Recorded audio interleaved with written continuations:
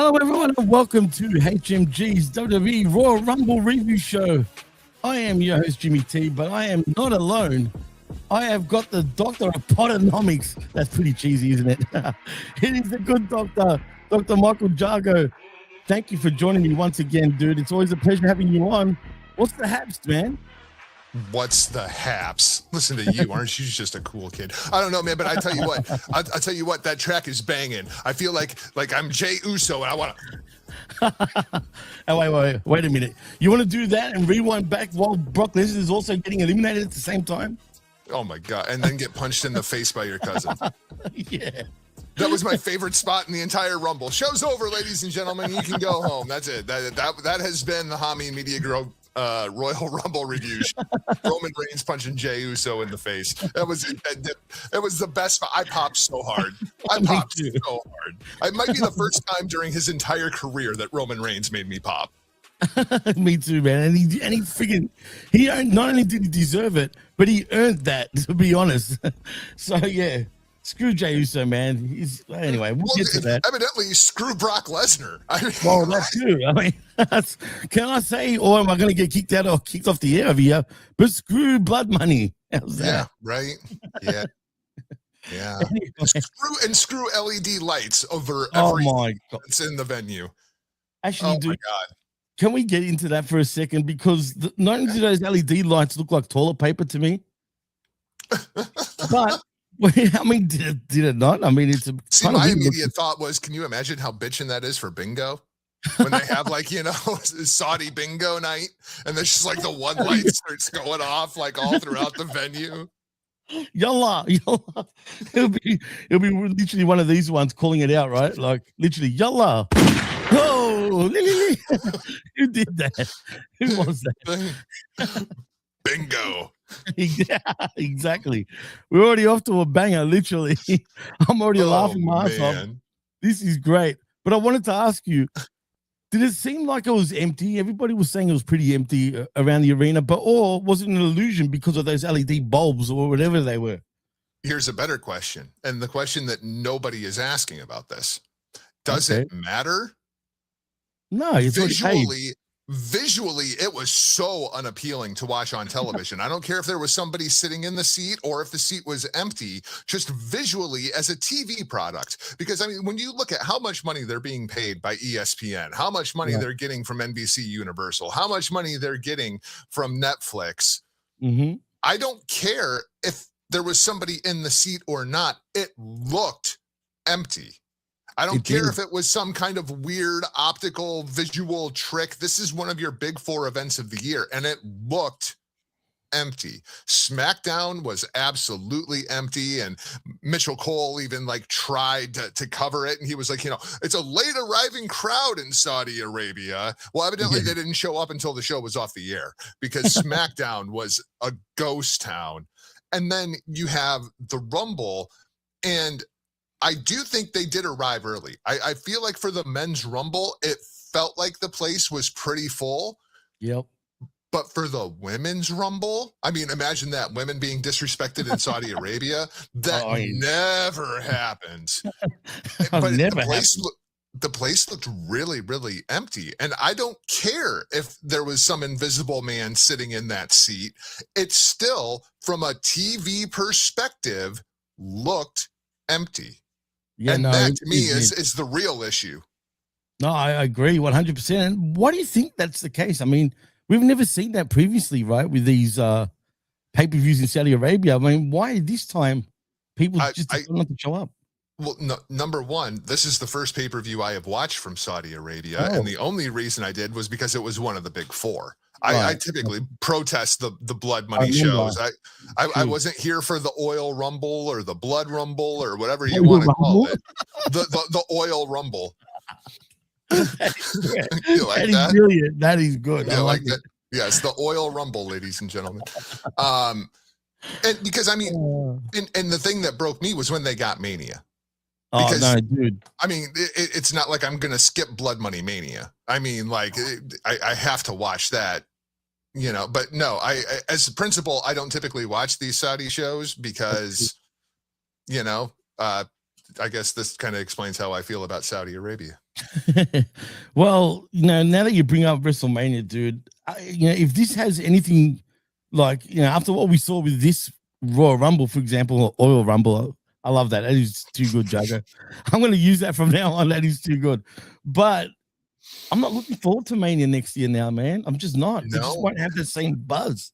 Well, and the problem is it felt like so kind of an overall macro view of this show. Okay. Right. Yep. I don't have any problem with Gunther retiring AJ Styles. In fact, that makes me very, very happy. I don't have any problem with Drew McIntyre beating Sami Zayn. In fact, it makes me happy. I don't have any problem with Liv winning the Women's Rumble. She's one of the biggest stars in the women's division, regardless of how you feel about her. True. I don't have a problem with that. I don't have a problem with Roman Reigns winning the Men's Rumble on paper, right? Because you want Roman Reigns in the main event at WrestleMania. Absolutely. So all of the things they did on this show were fine. And yet this was the most boring Royal Rumble I think I've ever seen in my life. And it's like they didn't put any effort into it. And and that's the problem now with TKO owning WWE and doing these sold shows where they don't care if anybody shows up or not. They don't have to sing for their supper anymore. Right. They don't have to put any effort into it because they're getting the same payday either way you go. Yeah, I mean, yeah, it's odd, it's strange. These companies become soulless, and I'm talking about WWE. I mean, I hate to say, call Vince McMahon what you want. He's a piece of shit at the end of the day. Yeah, but to be fair, now that TKO own it, it's just soulless, man. It doesn't have that. I don't know. I can't explain it. It's just weird. But it is what it is. If you just look at it on paper, yeah, the show was fine. I guess the show was fine, right. But there's nothing. There was no excitement. Both of your singles matches were crowd deflating. And it was just. It was a rumble. It's not one of those rumbles that you're going to go back and rewatch because holy shit. Let me tell you, the 2026 rumble, that's one you got to see.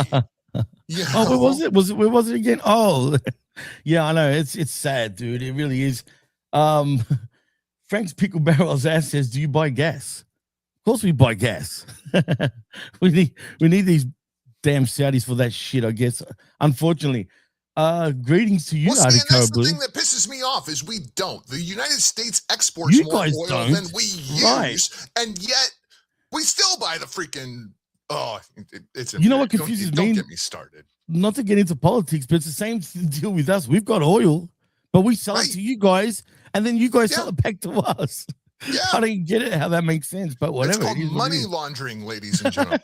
Money laundering. I had to, man. Oh boy, this show's already got into a rocker start. I love it. But let's get into the Rumble, shall we? Unfortunately, because the women's one it felt pretty flat. I'm not gonna lie, but we start off. Let's go with the first 10 because we start off with Charlotte Flair, then Alexa Bliss, Kiana James at number 3, Nia Jax at number 4, Ivy Nile at number 5, Lola Vice, of course, representing NXT at number 6. Candice LeRae, who I can't stand her, but anyway, she's at number 7. Jordan Grace, who there was a lot of people thinking that she could possibly win it. I thought no chance, but anyway, she's number 8. And then we get number 9, as in the man Becky Lynch and Sol Ruka, and number 10. Now, what do you want to begin over here now, Jargo? Because other than Nia Jax, really, Alexa Bliss, I guess, and Sol Ruka, they got pretty far into the Rumble. The rest of them, I'm not too sure. Yeah, it was a weird Rumble. All right. And when you start off with Charlotte and Alexa, you're already like pre-manufacturing, like, we're not taking this seriously. Like, well, yeah. What were the odds there? And then they don't even fight. It's just like this cat and mouse routine. Like, I could have thrown you out. Well, yeah, I could have thrown you out too. And that's how this thing is based. There is a report going around that Alexa Bliss was not supposed to be eliminated when she was eliminated. Really? Which is why and I went back and looked, as painful as it was, they did not show the graphic immediately that Alexa had been eliminated, and then a little scoreboard counter didn't update in like real time. So I think there might be some kind of credibility to this. Right. But so what was the spot supposed to be? Was it supposed to be Charlotte saving Alexa? You'd think, right? That makes sense. Like, is that what the spot was supposed to be? I mean, if you want to think logically, possibly. Well, I guess that program got advanced real quick and in a hurry, right? Because I mean, but of these first 10, to me, like that's the highlight, right? It's just what are they going to do now with Alexa and Charlotte? And more importantly, if they separate Charlotte from Alexa, are people still going to be into Charlotte? It seems crazy to me that Alexa Bliss has like completely rejuvenated Char's career. And they had to think something fast, big time, because think back to a year ago. Charlotte won the Rumble and they booed her out of the building, dude. I mean, well, even when she came back. And then after WrestleMania, she was dead in the water. She was done, dude. Absolutely done. And then I guess she had to leech off Alexa Bliss to save her face, if you get what I'm trying to say by that. Because they wanted her as a baby face. Well, here you are. They put her with Alexa Bliss, and now we got her as a baby face. But you're right. I think without Alexa, if they're going that way, I don't know if Charlotte can withstand being alone right now, man, unless you turn her heel. Well, to me, that's one of the issues with Charlotte is she's a much better heel. And she's naturally it's a heel. not because she doesn't have charisma. No, it's not that she doesn't have a connection with the crowd. It's that she's so much bigger and stronger and more dominant than, I mean, how does this feud work if Alexa Bliss is the heel? Are you going to have Charlotte fighting from underneath against Alexa Bliss? Absolutely not. And I love Alexa Bliss, right? But Alexa Bliss is a better babyface.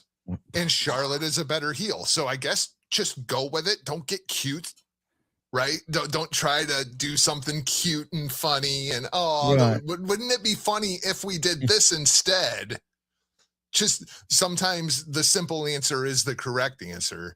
Absolutely. But how long do you keep this going? Like, is that Charlotte's match at WrestleMania? Is that a WrestleMania worthy match? I mean, I feel like it is.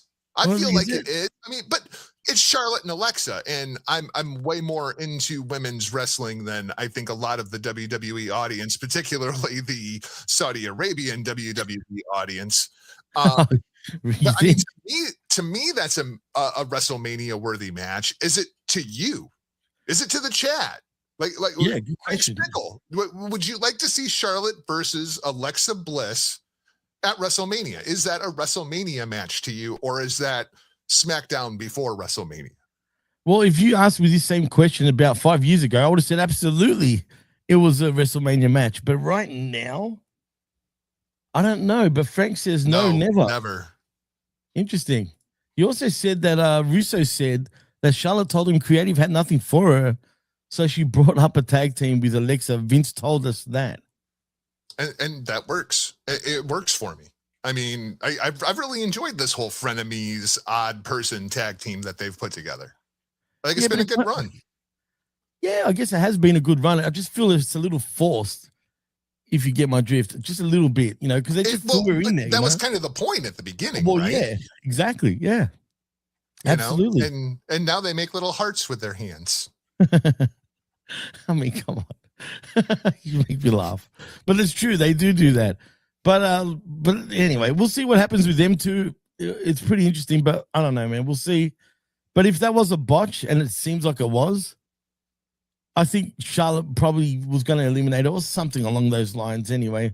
But is there anything else? I mean, how do you feel about Sol Ruka actually? Because her finisher is ridiculous in a Royal Rumble match, dude.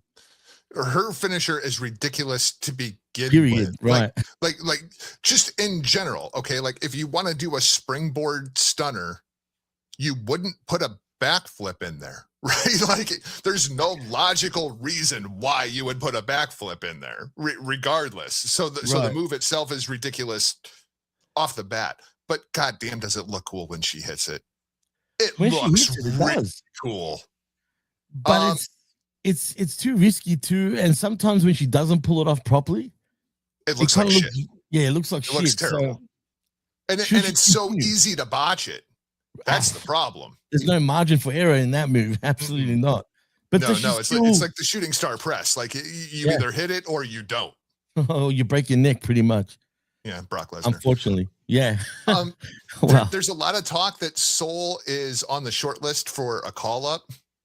I think she's long overdue, man. I don't see it. Really? I don't. Everybody else seems to be much higher on Sol Ruca than I am. But and I mean that's fine. I mean, people have won me over before. Like I never saw Alexa Bliss coming. You know, when she was in NXT, I never saw the career that she has had coming. So, I mean, maybe there is something there with Sol Ruca. I thought Mitchell Cole comparing her to Lita was one of the more insulting things that he said on this entire show. Not the most insulting, but it's definitely on the short list. She's nothing like Lita, and Lita's way ahead of her. Let's put it that way. Yeah, I don't see anything special about her. And I hate the whole surfer girl gimmick. Like it just maybe that's my problem. Would you believe she's actually half black? Yeah, I would absolutely believe that. Can you see that? Because I couldn't see it until I found out. I'm like, what? Really? Oh, I can totally see it. Yeah. Okay, interesting. Yeah, that was a shocker to me. Arakara Blue says, and I'm assuming he was talking about Charlotte and Alexa. They're both names and the entrances still pop the crowd. Of course, absolutely. But anyway, 25%. What do you mean by that, Arakara? Get back to me on that. And also, Frank actually agrees with you. He says he agrees with Jargo. She isn't anything special to me as a fan. Yeah. And I mean, maybe she'll get there. Maybe she just needs that right creative program that will, you know. Right. For sure. But definitely not the bottom half. Definitely not the bottom half. There's no ass on that woman. No. But so, yeah, Soul, yeah, I could take it or leave her. Yeah, that's kind of where I'm at. The one that really impressed me, though, and I can't believe I'm going to say it, is Kiana James. Wow, really? Dude, she had a much better run during this Rumble. Like, she gave Nia Jax a Samoan drop. Like, she can pick up Nia Jax? Holy shit. I didn't see that coming. No, but you know what? Once the vet gave her a name, I can't help but like thinking of her like that. Have you heard of what Vet calls her? No, I don't think so. Do you think she looks like Britt Baker? Zombie Britt Baker? Zombie Britt Baker? When he said it and I started looking at it, I'm like, you know what? I could see it. Absolutely. I could see it. But I thought this was by far the most relevant that she has been during her entire WWE stint. I was ready to cut her. Now I'm like, okay, maybe let's keep her around for 6 months and see if she can do anything else. But I actually thought she was pretty good in this Rumble. And actually, I meant reptilian Britt Baker, by the way, not zombie. But still, it's just similar. She does look like a reptilian, just quietly. You know the one that gets me? Okay, not to get political. Please. Yeah, James Comer. Do you know who James Comer is? It sounds familiar. He's a member of the House of Representatives. 1,000,000% reptilian. 1,000,000%. Every time I see him on my TV, I'm like I'm just waiting for it to come. Oh my god! Dude, do you believe? Just look at the dude. You look at the dude and you start like expecting like the kind of like when you see Stephen Miller. Like the best analogy I've heard for Stephen Miller is, if make sure that you cover your drink when you go to the bathroom was a person, it would be Stephen Miller. Oh, yeah. Come on, dude. Oh, you're on fire today, dude. But outside of that, outside of them, Nia Jax, I didn't think was relevant in this Rumble. Ivy Nile, I don't think is ever relevant. Lola Vice didn't really, I mean, like she was there, and I think she's on the short list to call up. But again, I just don't see it. She's got the looks, that's for sure. But other than that, yeah, I don't know. Yeah, like just personality, character wise, yeah, I don't see it. Candice LeRae, I'm so ready for Candice and Johnny's contracts to be up so they can go join Ciampa over in AEW. Jordan Grace, I thought she had a decent run through the Rumble, but as anybody who has ever listened to me ever knows, I've never seen it in Jordan Grace, and I still don't. That makes two of us. I mean, all she does is hang around with Nick Aldis and being a pain in the butt, pretty much, but always like asking for something. We never see her in the ring hardly ever. But anyway, and just character wise, like what other than is she? being built like the Juggernaut, I that's the only thing Juggernaut about her to me. Like she's just there. And it's like I feel like they're gonna warm her up, and you're gonna end up with Jordan Grace versus Jade Cargill. Like I don't know where that happens, if that's the Jade's WrestleMania match or if it's a backlash thing, but I feel like that's kind of where it's going. And I just meh. Jade would eat her, bro. Jade would eat her because she's way bigger, taller, everything. Just Oh yeah. If Grace beats Jade Cargill, I'll be so pissed. But I'm with you. Her. Right. And then Becky Lynch, who she's pissed. So have you figured out this Becky character yet? Well, I've got my own idea, sort of. Why? What do you think she is? And I'll tell you if I think the same way. I think she's Donald Trump. Okay, I didn't think of that. That's for sure. I was thinking more of a Karen. I feel like her character is based on Donald Trump. And it's not just me saying it. Other people are saying it. The New York Times is saying it. And ESPN is saying, like, interesting. I feel like her character is Donald Trump. And when things don't necessarily go her way, she has a hilarious excuse for why it didn't go her way. And as I have seen so far, it's that her feet never touched the floor. That she was never eliminated from the Royal Rumble. The officials ruled her as eliminated. But if you go back and watch it, when she lands like Mr. Iguana with both of her feet and her arms up off the canvas. So now she has put out a social media tweet today that says she will not be at Raw. She is in Los Angeles meeting with her attorneys. Oh my God. I love what Becky Lynch is doing right now. I think it's hilarious. The problem is it's too good to stay a heel act for too long, because people are going to catch on to what is going on here and eat it up. Oh, she's golden, dude. She's, for me, like the best female wrestler, period, right now on the planet. Like I truly believe that. I really do. Like I really think agree with that. Overall. And by the way, Labrat, thank you. That's right. It was JC Jane, not Kiana James. I mean, I agree with this then. I totally 100% agree with that. That's what I mean. Yeah. JC Jane. For some reason, I had her in my mind, but she comes into the next batch. Ariko says, my bad, Jimmy T. The father is mixed race. He's from Sol Rukas. Oh, okay. All right. Thank you. I got told that she was half and half, so she's a quarter of it, basically. Okay. Interesting. I find it more interesting that she's from Ontario, California. Yeah. I mean, there's not only in Ontario, in Canada, folks. I'm sure people know that. And even in Melbourne. Anybody that's a drummer that is listening to this show knows exactly where Ontario, California is, because that's where DW drums are made. Oh, really? Is that where they're from? Okay. Interesting. Yep. I used to always want to be a drummer growing up, you know that? And then you're not cool enough to be a drummer. Come on, man. Oh man, no, I know I'm not, but I used to want to be. I used to want to be, but then I went into you got much more of a bass player vibe to me. Oh, you know what, man? I do want to buy a guitar. I'm not gonna lie, because I've been doing a lot of beats lately and shit like that. I want to get more involved. You know what I mean? Speaking of music, let's throw this in here. Watching the Royal Rumble, I realized just how bad the WWE music is right now. Especially for the women.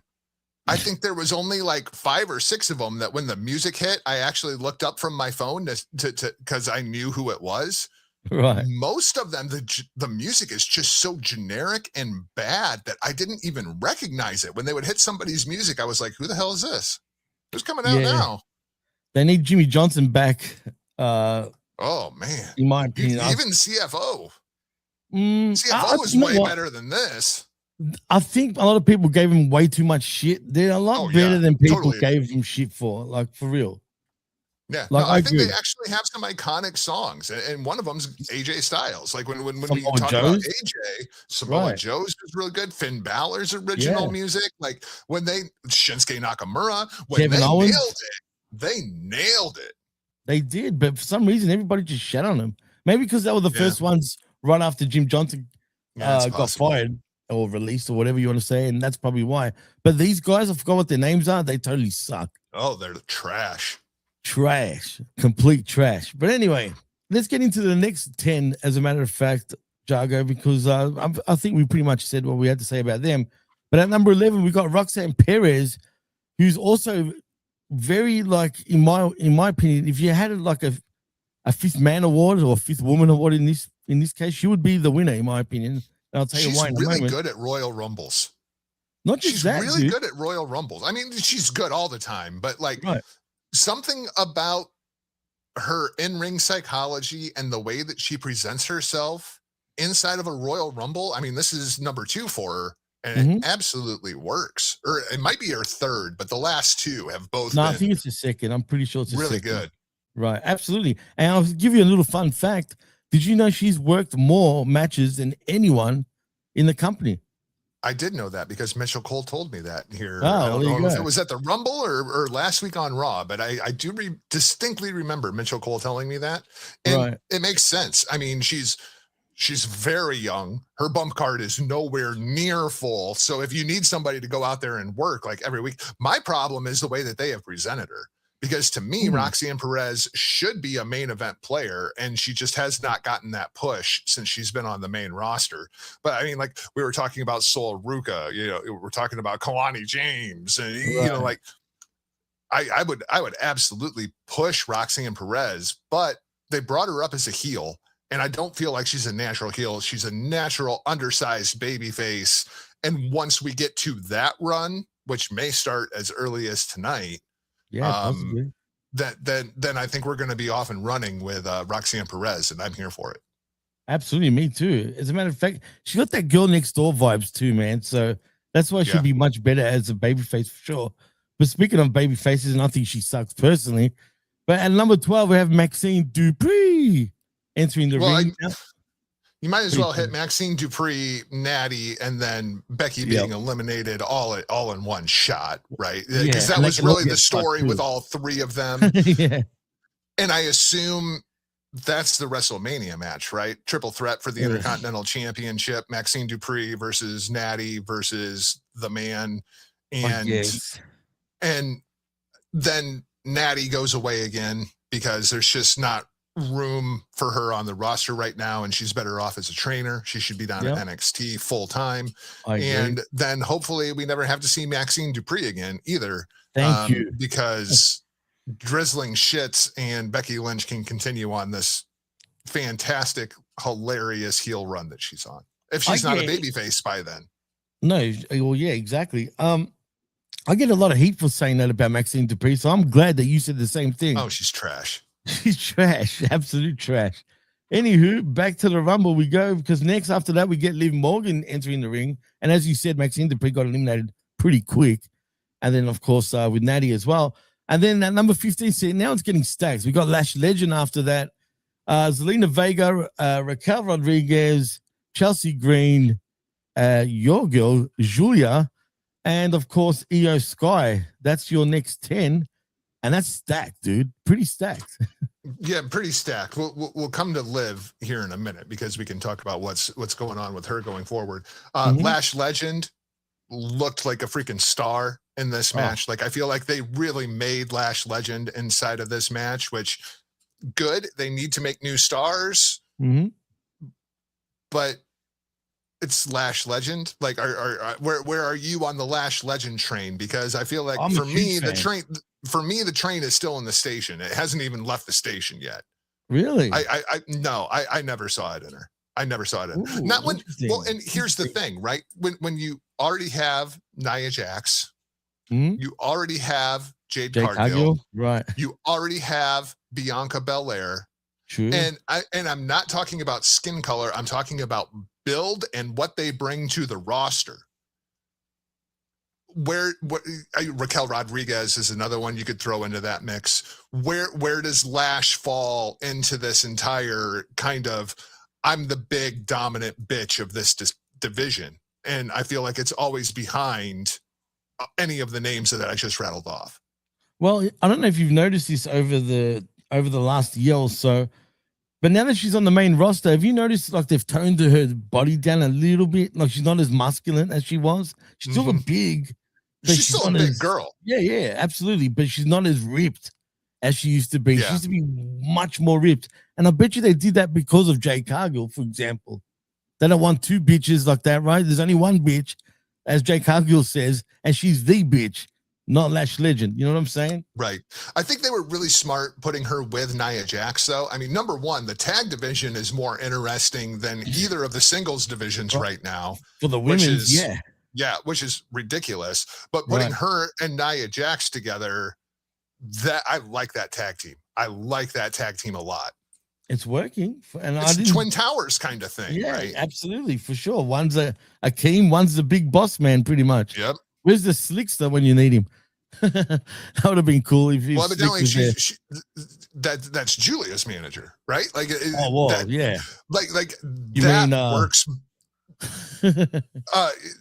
Kiana James. Right? No, I'm talking about big tits, basically. Oh no, but like Kiana James with Nia Jackson, Lash Legend, I think is a much better pairing than Kiana James with Julia. Oh, that doesn't make sense to me, dude. No, it's never made any sense. Yeah, if you want to talk about it. Now, you were the one that showed me about Julia, and I agreed. Once I saw it, I thought star, especially back in her Stardom days.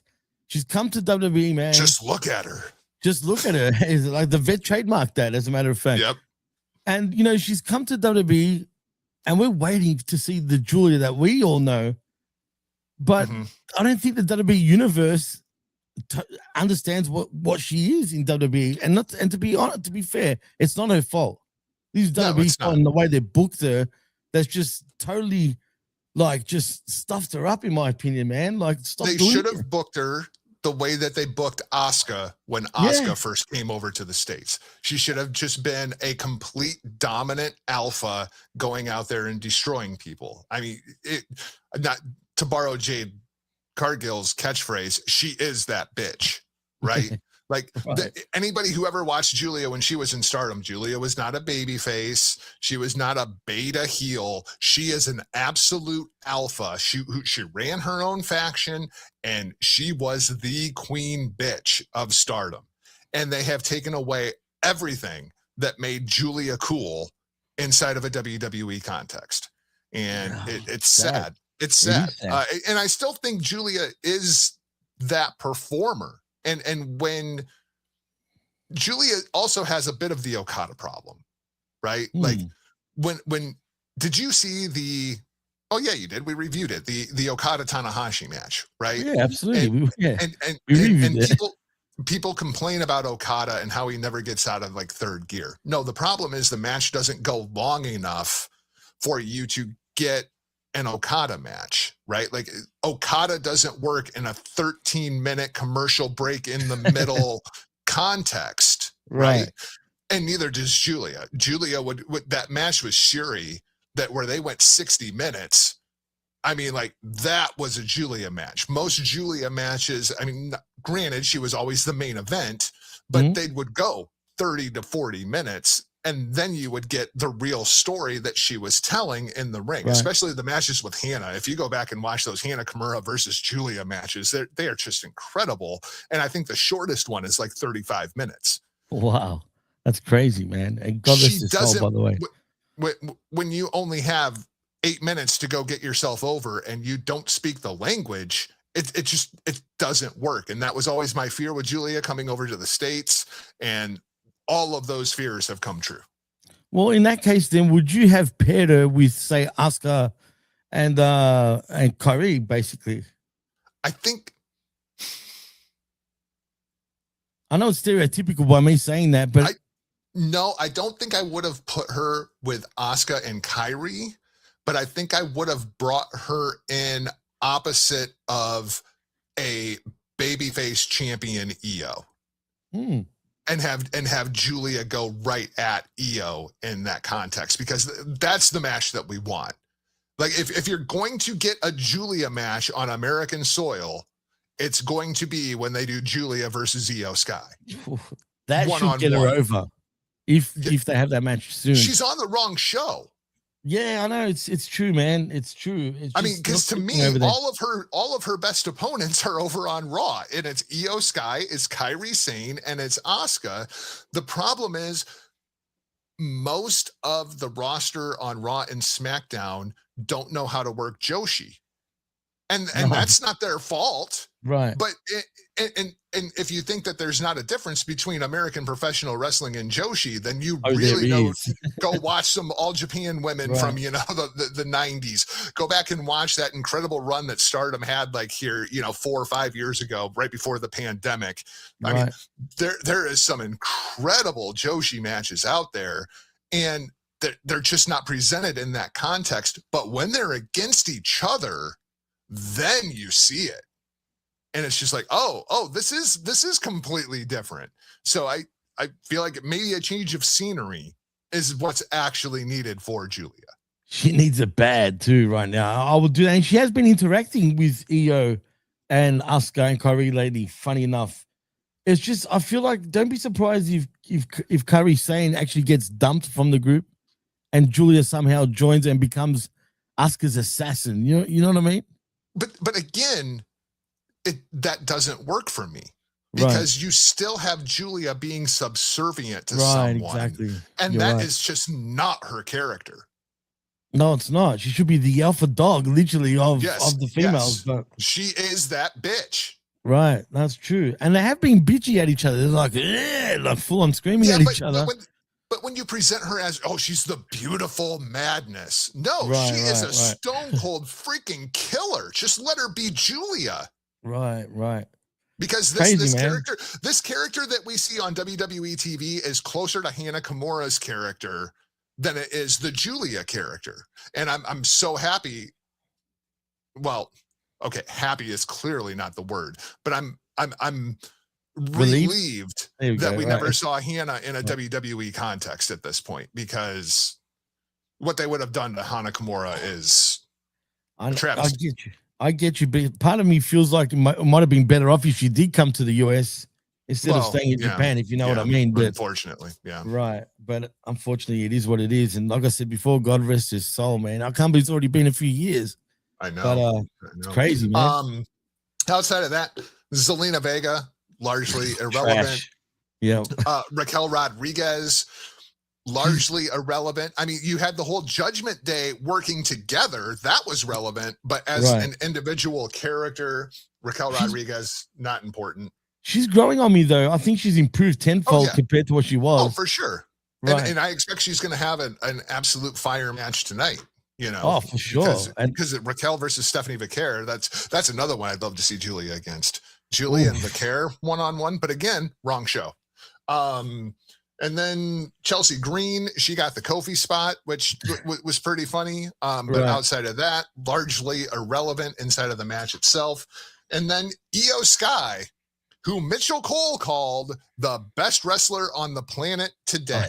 Now, I'm not saying that Mitchell Cole is wrong, right? Because I love me some Io Shirai. Absolutely. But when you're competing for an opportunity to wrestle for either women's championship at WrestleMania, you can't be the best wrestler on the planet today, because the best wrestler on the planet today is walking around with the title. Inside of your narrative, that is the way that it works. The best wrestler on the planet is the champion. Facts. It's true. But instead, half of the women's tag team champions, best wrestler on the planet. I'm not saying he's wrong. I love me some Io Shirai. But no, that it was just, he had a few of those throughout this show where it was just like, what the fuck are you talking about? And I know you're right. I mean, do you blame him? Hey, and I'll be visiting the house. How's the dentist and how you feeling, by the way, Rick? If you want to come in, feel free. Let me know and I'll send you a link. But anyway, no, you're right, man. It's true. But I feel like Io Sky or Io Shirai, I'd rather her be called that too. I refuse to call her Io Sky. I know, I'm used to it now. It's Io Shirai, though. I'm getting so used to it. But in saying that, is she sort of getting pushed too much into our friggin' faces at the moment? Are they overdoing it with her, you think? No? No, because she is that good. She is that good. Even when she does this. Yeah, even when she does this. So again, we'll take it back, right? We asked about Shar versus Alexa at WrestleMania. Mhm. Was that a WrestleMania match or was that a SmackDown before WrestleMania match? Rhea Ripley versus Io Shirai. Is that a WrestleMania match or is that a Raw or SmackDown before or after WrestleMania match? To me, again, I would put that on the main card. Oh, absolutely. That for sure would absolutely be a WrestleMania match because they're both hot right now. I mean, the pops that Rhea gets is ridiculous, dude. Even she's the biggest star in the company right now. I truly feel that way. Fan base, amongst the fan base. Because they lose their shit, and it still blows my mind because really she hasn't been in such an important spot for a while. If you know what I mean, like she's not right up in the main event, but the second her music hits, dude, the fans just go bananas. Yeah, it's crazy, man. It's like she can't do no wrong. It's like she's Teflon. She is Teflon, and she has to go heel here. I mean, I love her if she was heel. It has to happen. It has to happen. So yeah, give me a heel Rhea Ripley versus a babyface Io Shirai. Yeah, Ooh. I can see that at WrestleMania. That's money right there. That's a big match. Like if you put it like that, that's a big money match. And again, and it doesn't need the title. So I mean, already we have what? 5 women's matches for WrestleMania. We have Alexa versus Shar. We have Rhea versus Io. You have the tag team championships, which you probably could do a 4-way and actually get 8 women on the show. Yeah. Right. Oh yeah, that's right. We have the triple threat for the Intercontinental Championship, and then you have both singles titles. And I bring this up, so that's 6 matches already. Wow, 6 women's matches. Wow. You could do night 1 of WrestleMania, nothing but women. Night 2 of WrestleMania, nothing but men. And I'm cool rather than doing Evolution, because I couldn't believe the news broke over the last week or so. Evolution was the worst viewed pay-per-view that WWE did last year. And there's a lot of people that say that was the best show of the year. Rather than doing Evolution, just make it night 1 of WrestleMania. I agree. And I loved Evolution, by the way. I enjoyed the show. It was a great show. It was a great show. Sure. And I even said at the time it could have been possibly the pay-per-view or PLE of the year at that point. You know what I mean? Yeah. Because that's how much I enjoyed it. But you think if they were to do that, and I'm all for it, I actually like that idea, would less people turn up to Mania, though? No. That's the problem. You don't think so? If it's in a Western country, definitely not. If it's in Saudi Arabia, it's WrestleMania. It's WrestleMania. Right. People are going to show up just because it's WrestleMania, which was kind of my hesitation there. But no, clearly, like Blood Money Mania, the place would be empty. Jesus, I still can't believe it's on next year there. But anyway, it is what it is. That pack though was pretty exciting that we had. But after all that, we go on the road to the end pretty much now. We get Asuka at 21, Rhea Ripley at 22, and then we get Bayley at 23, JC Jane at 24, Nikki Bella at 25, Laura Valkyria also at 26, Kalani Jordan at 27, Kairi Sane at 28, and of course, it was Brie Mode at 29. Jesus, I wanted to throw up when I saw that. And then, of course, Tiffany Stratton at 30. Yeah. So, you talk about, we're on the run to the end of the match. This is the least interesting 10 to me. Right. For sure. Right. Like, there's some great names here, but as you're going through it, Asuka, well, the whole thing with her and Kairi is number one. I just find it absolutely freaking hilarious. I mean, the whole Kairi! Like, I think I pop for it every time. Crying all the time, like shit scared and all that. Yeah, it's great. It's like such an abusive relationship, but done from like a comedic standpoint. It's absurd. Rhea Ripley, biggest star in the company. She looks great, but in the end, she loses, which is fine. Bayley, largely irrelevant throughout the Rumble. JC Jane, Mitchell Cole, didn't even really tell us who JC Jane was. You probably didn't even know who she really is. Well, yeah, there is that. Lyra Valkyria, largely irrelevant. Kalani Jordan, largely irrelevant. Tiffany Stratton, welcome back, largely irrelevant.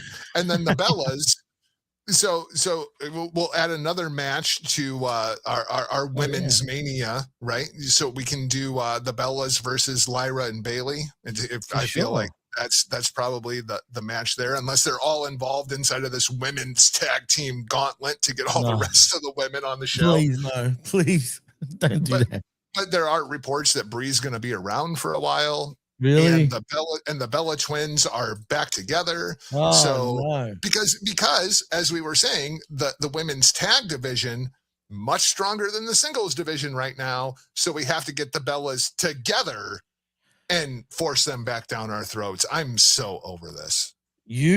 Oh, I didn't even miss him. They were gone probably for 10 years, No. it felt like, and I still didn't miss him. You know what I mean?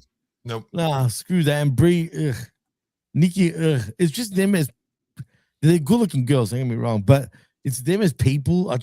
Even though I don't know them in real life, just from what I hear about. Well, even more so than that, them as professional wrestlers, when you look at the rest of this roster, this is the most stacked women's roster WWE has had in years. And they're stacked. And even in their prime, the Bellas couldn't have kept up. They're in their prime. Yeah, they're much better than they were when they debuted. I'll give you that. Nikki definitely is, for sure. But when you look at some of these tag teams that they have put together, Asuka and Kairi Sane, Rhea Ripley and Io Shirai, Alexa Bliss and Charlotte, Nia Jax and Lash Legend, like crazy. Where did the Bellas fall on this? Or why are they here? Because this, no, wow. It's not good. And the fans didn't miss them. Why are they here? Jesus, Kenny. They have, I'm assuming you mean Rapid Horse? There you go. There you go. I mean, oh boy. I mean, he's right. He's not wrong. I've heard stories. I didn't say he was wrong. I was just, I was trying to be a little bit more eloquent. I have heard stories from workers, from actual wrestlers. I'm not going to mention names. That actually worked with them, even in OVW and whatnot. And from what I hear, what we do here is apparently true. Yeah. Well, if you know what I'm getting at. But anyway, that's not for us to talk about right here. Well, and then Liv wins, right? So Liv Morgan, you're winner of the 2026 Women's Royal Rumble. Congratulations to Liv Morgan. And so Liv Morgan versus Stephanie Vaquer, because Liv Morgan versus Jade Cargill does not sound like a match I want to see. Hell no. No. But where do you go with Liv now that she's won? I mean, that's for them to tell us. I mean, clearly she goes after Stephanie Vaquer, which brings us to tonight, or just a couple of hours from now. Yep. Raquel Rodriguez versus Stephanie Vaquer for the Women's World Championship. Does Liv Morgan get involved here? Do we get the full baby face? Like my favorite thing in pro wrestling, the heel turns on the heel, and that's supposed to make one of them a baby face, which has never made any logical sense to me. But is that what we get tonight on Monday Night Raw? I hope not, but you're right. It possibly will happen. But you know what? I'm more intrigued by this match tonight than I am for, say, a Liv against Stephanie Vaquer. Only because we can get there. We can get there. I have enough. I have enough faith in Liv Morgan, and I mean, Liv Morgan has really. I mean, I'm not a big Liv Morgan fan, but she has been one of the highlights of this women's division for the last several years. Like, she is really, especially since she joined Judgment Day, and she's the alpha of Judgment Day, right? Like, there's no question, she is the alpha, and I could absolutely get behind a Liv Morgan, Stephanie Vaquer program if it's told the right way. I'm here for it. Yeah, they can hold off with that though for now, or maybe not. But Raquel and Vaquer, yeah, exactly. But Raquel and Vaquer is way better. Liv and Raquel, right? Right. But does she beat Vaquer tonight? And then we move on to Liv. Absolutely not. No. All right. Don't be surprised if they pull the trigger. Don't be surprised if Liv Morgan costs Raquel Rodriguez the Women's World Championship tonight. I am definitely expecting that because there was already friction to start with after what happened at the Rumble. So, definitely they're teasing that. So, and more than likely, that's exactly what's going to happen.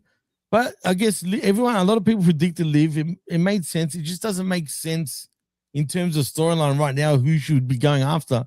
Unless, say, Rhea was the champion and then she could have pivoted with Rhea again, just say that would have made kind of sense. But for now, they got to figure out a way, of where they're going with her and who she's going after, which is more than likely. But yeah, I feel like the larger story here is we know who she's not going after, and that's Bianca Belair. Still missing in action. I thought this was the spot, man. Isn't this just a finger problem originally, right? Yeah, my understanding is she rather than having surgery, she let it heal on its own, and it healed on its own incorrectly. So then they had to re-break it, reset it, and then somehow during the re-breaking, she ended up with nerve damage, and she's still trying to recover from this. And now I feel like it's safe to start questioning, is she ever going to recover from this? Because I feel like the next opportunity to bring back Bianca Belair is Raw after Mania. Absolutely. And if we don't get her then I think questions really started being asked. Is it safe to say that she's a stupid idiot for doing that? Sorry, Bianca, but I mean, hey, we're fans. But yeah, man, it's stupid. Same with Buddy Murphy and his stuffed up his ankle. If you remember from Grand Slam. Yeah. Still, I thought you were just talking about stupid idiots that got themselves injured doing stupid things. That was Seth Rollins' comparison. No, absolutely not. But in his case, he just jumped off the second rope onto the ring and done an ankle. But I mean, Adam Cole did the same thing, jumping from the apron to the floor, and Punk from the guardrail to the floor. Yeah.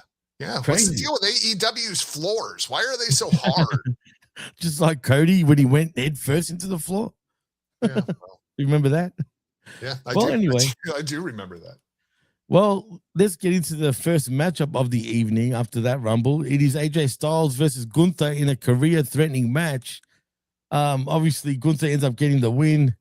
He didn't exactly not just the win. Not just the win. He put AJ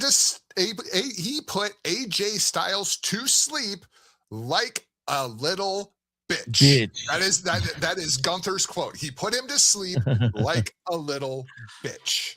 All right, let me ask this. If you notice, the referee didn't even do the 3-arm deal, dude. It was like 1-arm deal and then they're so inconsistent with that. I hate that, dude. Yeah, they're so inconsistent with that. Can we just get 3 arms and then done? Damn it. One way or the other. Well, one way or the other, and keep it consistent. Yeah, as long as it's consistent. Just tell me what the rules are, right? Like, I need to know the rules for any sporting competition. It's crazy. But look, I'm not going to get into the match like hold by hold, obviously. I will say it was a great match. I was doing Best thing on the show. Best thing on the show. By far. I had to watch this twice because when I was initially doing the watch along with the vet and Brandon, it was hard to concentrate when you're talking and all that. So I needed to watch it again because the first sitting of it, I wasn't really sure about it. But after the second time, I thoroughly enjoyed it, even though I knew he was going to win by that point. But I did predict that Gunther was going to win. And it's an AJ Styles thing to do. He doesn't want all the hoopla like Cena had. He debuted at the Rumble 10 years earlier. Mm-hmm. Let him retire at the Rumble. He doesn't need all the fanfare. He can just walk off into the sunset and then just go away into his own sort of world. But a lot of people think he's going to be back into AEW, TNA, heck, even New Japan Pro Wrestling. But to me, he always went higher and higher, right? So we saw him at Ring of Honor, then from Ring of Honor to TNA, from TNA to New Japan, from New Japan to WWE, right? And then he won the WWE Championship more than once. That is the pinnacle to me, whether you like WWE or not. He achieved the pinnacle. Now, why should he go back down? Well, and even more so, the real pinnacle, he beat up John Cena. Exactly. I mean, that's the pinnacle, whether you have the championship or not. Like, he got to beat up John Cena. Absolutely, as you would always say. You know what I mean? But see, a lot of people do believe he's going to go off to AEW to face Kenny, for example, which they've always wanted. Thank you. I said he cemented his legacy now. You don't need to go back down backwards to do what? Now, the TNA thing I could see. I could see an AJ Styles versus whoever the heel champion is at TNA at a Bound for Glory or something like that. I could see that. if WWE is trying to throw a bone to TNA. I mean, he was on the first episode of Impact on AMC. Right, yeah. There was a interaction with him and Mike Santana where AJ was kind of eyeballing the TNA championship. Like, I wouldn't mind giving back and holding that championship maybe one more time. I could see them doing something like that. But I could also easily see Adam Pearce being fired as the general manager on Monday Night Raw because of this whole thing going on with Paul Heyman and Braun Breaker and that entire thing, and AJ Styles being named the new general manager of Monday Night Raw. They've been very, very clear to say that it's his in-ring career that is over, and they're putting such an emphasis on that. Yeah. Or maybe NXT is looking for a new manager, and you get the phenomenal AJ Styles. I mean, there's a lot of different places where they can slot AJ in. Actually, the NXT thing, if you want to do a TNA championship run, that would be the thing to do first, right? So you put AJ in charge of NXT. They have the working relationship with TNA, and one thing leads to another, and AJ's challenges for the championship at Slammiversary or Bound for Glory, one of the big TNA tentpole events. I could absolutely see that happening. I do think AJ's career in the WWE is over, and I'm okay with that. AJ has been on a phenomenal, pun intended, run over the last year. If you go back to Rumble last year and you look at all the singles matches that he has had, he has had one hell of a run here.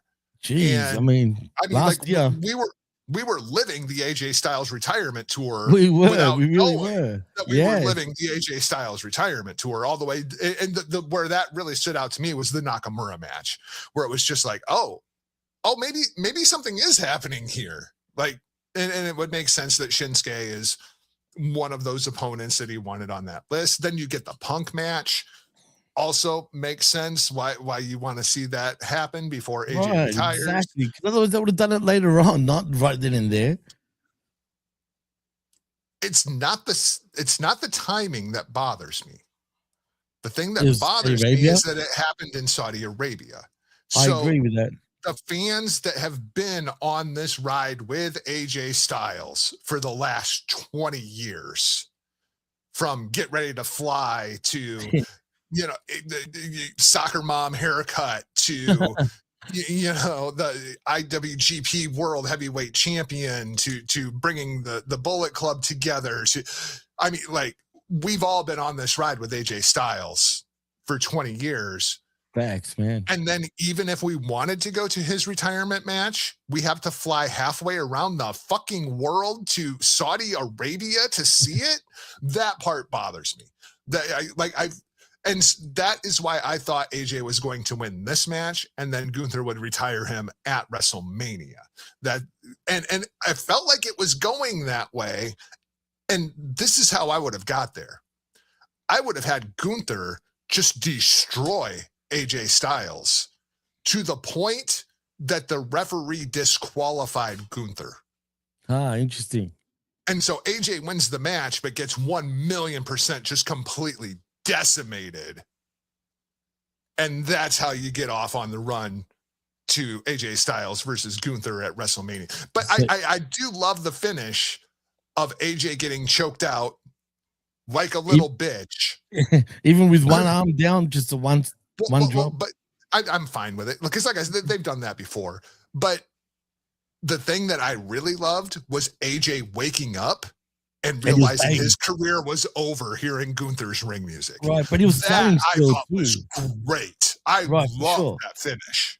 Absolutely, man. But he was still selling the hold too, even though he was all just disorientated, and then realizing what just happened. Yeah, exactly. It was great. Yeah, I love that. Way better than smiling and tapping like a little bitch. Oh, don't even get me started on that like I did back then. I mean, I was pissed about that. But anyway, I'm not here to talk about that. You were fine with it? Come on, Jargo. No, I was totally fine with it. Yeah, so who's next? Who's next on the Gunther retirement tour? I actually think more than likely Randy Orton. No, see, I feel like that's the last one. Oh yeah, I got a whole list of motherfuckers that need to be retired before we get to Randy Orton. I mean, if Chris Jericho's coming back, he gets retired by Gunther. Rey Mysterio still around. Oh, you're getting retired by Gunther. Shinsuke Nakamura, you're getting retired by Gunther. If you are over the age of 45, your ass is dead, according to Gunther. What about Roman Reigns? This is how we bring up the whole new generation, right? Gunther just starts retiring motherfuckers, and he needs more guys to fight, right? until finally you end up with career killer versus legend killer, maybe at WrestleMania next year. Like I would start building to it now and get, Brock Lesnar, that's another motherfucker. Oh yeah, and that's in the cards too, by the way. Yeah, I mean maybe that's the WrestleMania. I would totally be down for that. I think it's going to be yeah. But I think it's going to be Obafemi versus Brock, but we'll get to that too. But yeah, I just have Gunther just go on this run of retiring people left and right. Like if you are over the age of 45, boom, Gunther's coming for you. Until finally you end up with legend killer versus career killer. Yes, that's what I want. And just quality, the Hammer's in the house. What's going on, Hammer? Thank you for joining us, man. He was in OVW too, by the way, and FCW. But anyway, yeah, I mean, Orton makes sense to be the final boss per se. You know what I mean? It's got to be career killer, legend killer, right itself. But you got to do it. Okay, here I can just look at the Rumble roster and let's see here. So we got Rey Mysterio, he's got to go. Rusev, he can go. Matt Cardona, he can retire him too. No disrespect. Mr. Iguana, Gunther versus Mr. Iguana. Gone. Yeah, give me that. Wow, this was. Miz, that's another one. I would love to see that. Gone.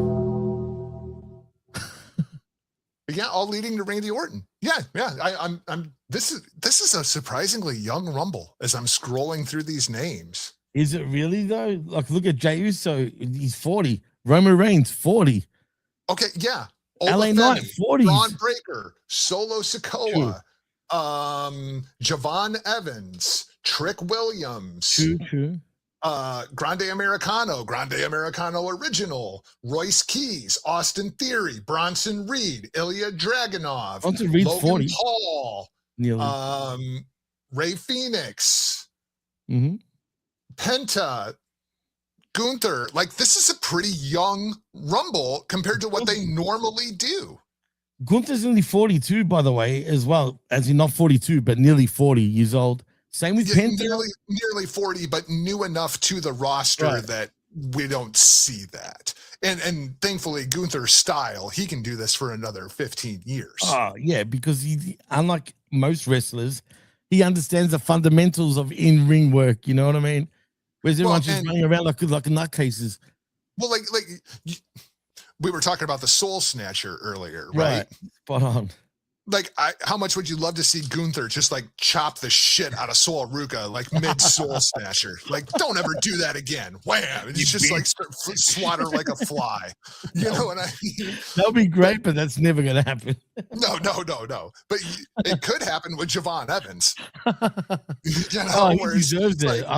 Oh yeah, I can't wait for Gunther to get a hold of Javon Evans. I can't Everyone, wait. Like Big Ray, they're pretty high on him. I don't know if I'm that high on him just yet. I'm as high on Javon Evans as I was on Kofi Kingston. When he was, hey man, bump back lad. When he debuted. But I mean, I feel like Intercontinental Championship, that's his ceiling? To me, that's his ceiling. Interesting. I agree though, and he's too lanky too. He's too tall to do all that bouncy shit, like he says. Bouncy, yeah. Come on, your man. boy is bouncy. Yeah, no. But yeah, Gunther. That's what I would do. I would just have Gunther keep retiring legends. I like it. I like it a lot. Until you finally get to Randall Keith Orton. Randall Keith Orton, exactly. I like how you said that too. Well, let's move on from that because we got the undisputed WWE Championship match next between the Arabian People's Champion in Sami Zayn versus the Scottish what was his nickname again? I forgot even. It doesn't matter. It's Drew McIntyre. The Scottish Warrior, right? Oh, yeah, Scottish Warrior with that kilt. In Drew Yeah. McIntyre, who's your WWE Undisputed Champion.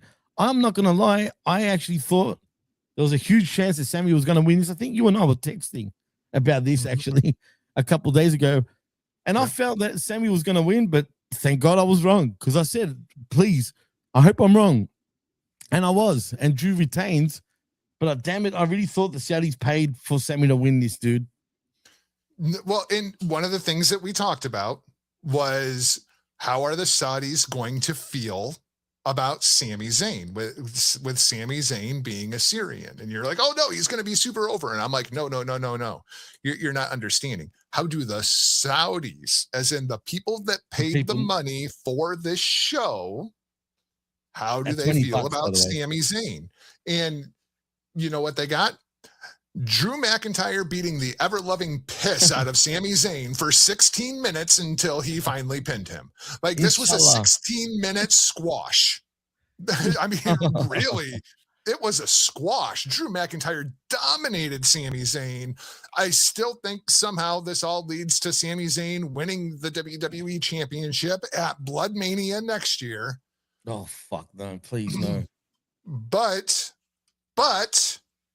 for now, Drew McIntyre over strong. And more importantly, so we have the Women's Rumble that nobody paid attention to as far as the live attending audience. And then you shit in their Cheerios twice. So AJ gets beat, gets choked out like a little bitch. And then Sami Zayn gets decimated like a little bitch before we get to the main Rumble. Like, for the Saudi crowd, this was kind of a depressing show. Show. It actually was. And now this story, man, it's all good, man. You can check us out like after the fact too, obviously. But you're here now. That's all that matters. Thank you for joining us. Yeah, no, absolutely. It must have been a depressing show. But I mean, shit, they didn't even turn up, Jargo. I mean, come on. So my WrestleMania match for the SmackDown Championship, because I assume that we get Roman Reigns versus CM Punk. So who does Drew McIntyre defend against? And my answer is Sami Zayn. What, this Mania? And Cody Rhodes. And Jacob Fatu. I think you end up with a fatal four-way for the SmackDown Championship. Dude, if it was up to me, just give the strap to friggin' Jacob Fatu right now. Just do it. Well, I give it to him at WrestleMania, but the caveat there is he has to pin Cody Rhodes. He cannot pin Drew McIntyre. He cannot pin Sami Zayn. He has to pin Cody Rhodes, and Jacob Fatu walks away as your undisputed WWE champion. The sooner they can get that title on Jacob Fatu, the better off they are. As far as I'm concerned. I'm with you, man. And how great does he look, man? He's in great shape right now. Best shape I've ever seen him in. That's Me too. For sure. Absolutely, man. He went away and got into shape. He's got abs, dude. What the hell? Yeah, I know. It's weird. A Samoan with abs. Like, that literally never happens. Never happens. And I got a lot of Samoan friends. That's never the case. Even Roman Reigns doesn't have abs. Like, it's like a genetic body type thing. It is. No disrespect. You know, they're all skinny fat. If they don't do weights, if they don't exercise, they just. Sami Zayn, right? Like, it's not like the dude is not in shape, but you ever seen Sami Zayn with a six-pack? No, it's his body type.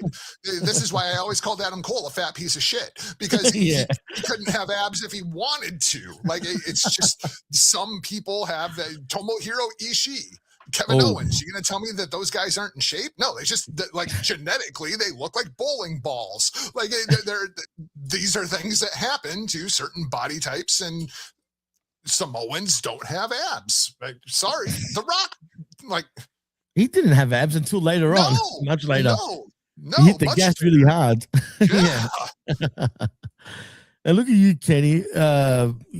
Kenny, and the artist talking about we made a $10 bet, Jargo. He says, my man, did Jimmy mention my $10 that he's about to owe me? And you know why? Apparently, I'm going to owe him. You missed out already, because I said he's not going to turn up to AEW. He thinks he will.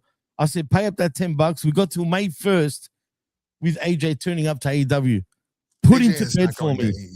Thank you. That's another one. There's literally zero logical reason that AJ Styles would go to AEW. The TNA thing makes sense. AEW, no. Thank you. I know he does. I know Kenny wanted to face him and whatnot, but you will get that $10 right after I get my $50 from Cody Rhodes. Yeah, and he still owes. It's been years, bro. I know. I think he's up to about like $500 at this point. In interest? Yeah. Good Lord. I mean, Los Ingobernables de Japón, that's another $50, Mr. Rhodes. Doesn't even exist anymore. Doesn't even exist anymore. And I keep adding to the tab. Nope. As you should. But if Cody sent me a check for $50, I'd call it even. Cody, you're listening? Send the man his $50. God Just send me $50, bro. Yeah. You owe me a lot. Anyway. Don't be a Tyler's? No. It's right there. Right there. Oh, don't be a cock. Don't be a cock. Don't be a cock. There you go. Cock Cody. Cock Cody. That's his new name. Cock Cody. Or is it Cocky Rhodes? Cocky Rhodes. You're making me laugh today, bro. Seriously. Anyway, let's get into the main event of this show, I guess. It is the men's Royal Rumble matchup, since we're on the final road to ending this show. No, I want the $50. Kenny fucking Powers. I want the $50. He said $50. $50. And I want the check. Not a money order, not cash. I want a check signed by Cody Rhodes. Yeah, and he doesn't want Wheatley vodka. He thinks it sucks. No, I'm not a fan of Wheatley vodka. The best vodka in the world, ladies and gentlemen, is brewed in Japan, if you did not know. No. The best vodka in the world is brewed in Japan, and it's ran over rice and bamboo. It's fantastic. Incredible. Cool. And it's Haku.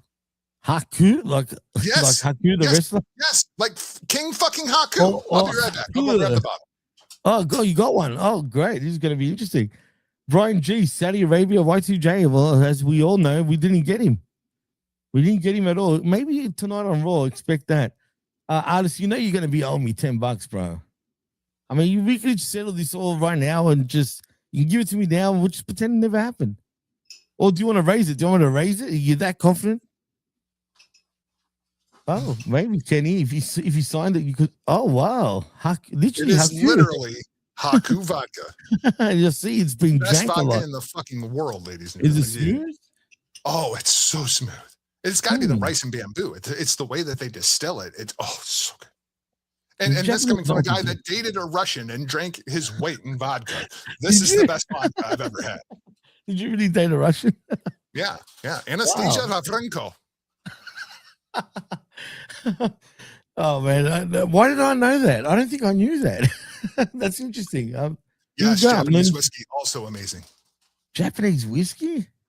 Oh yeah. Alice, tell me more. What's this Japanese whiskey? I don't mind Japanese beer, to be honest. Like Asahi beer is pretty sick. Oh, Osake? Sake? Osake? Karimasta. I'm gonna make up the neighborhood over here. But anyway, why do I want now Japanese whiskey? I like the sound of that. Oh, it's fucking fantastic. And I assume it's the same thing. It's the distilling process that they use. They use a combination of rice and bamboo to distill alcohol. And it's it's so good. Damn it, everyone's talking about alcohol now. The artist says, my brother-in-law is the whiskey guy. He swears by it, but it's expensive as fuck, apparently. Yeah. And Kenny says, I'll buy 1.75 liter Taka vodka for $10.99 locally, and it's fine. Anybody in my old home of the Hawkeye State, go get yourself some Hawkeye vodka. I think for 1.5 liters, it's like $3. What? Yeah, it's dirt fucking cheap, man. It's so bad. It's so bad. Really I don't even know how they can call it vodka. It's so bad. Maybe I'm just a vodka snob. Well, you probably are. But is it still vodka without potato, for example? No, I don't think so.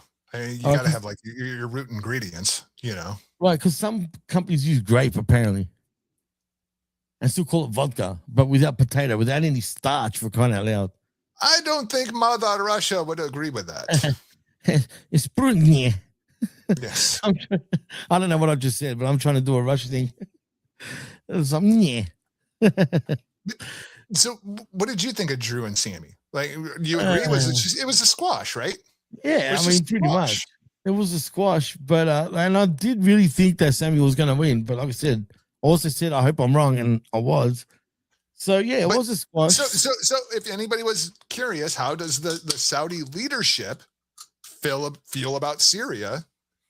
They'd like to beat the shit out of them for 16 minutes. They'll be like, "Gis Aztec, There you go. you know what I mean? I grew up with Lebanese people and a few Syrians too, but mainly Lebanese. That's how I can understand some of the, some of these Arabs. Just Pretty destroyed interesting. them.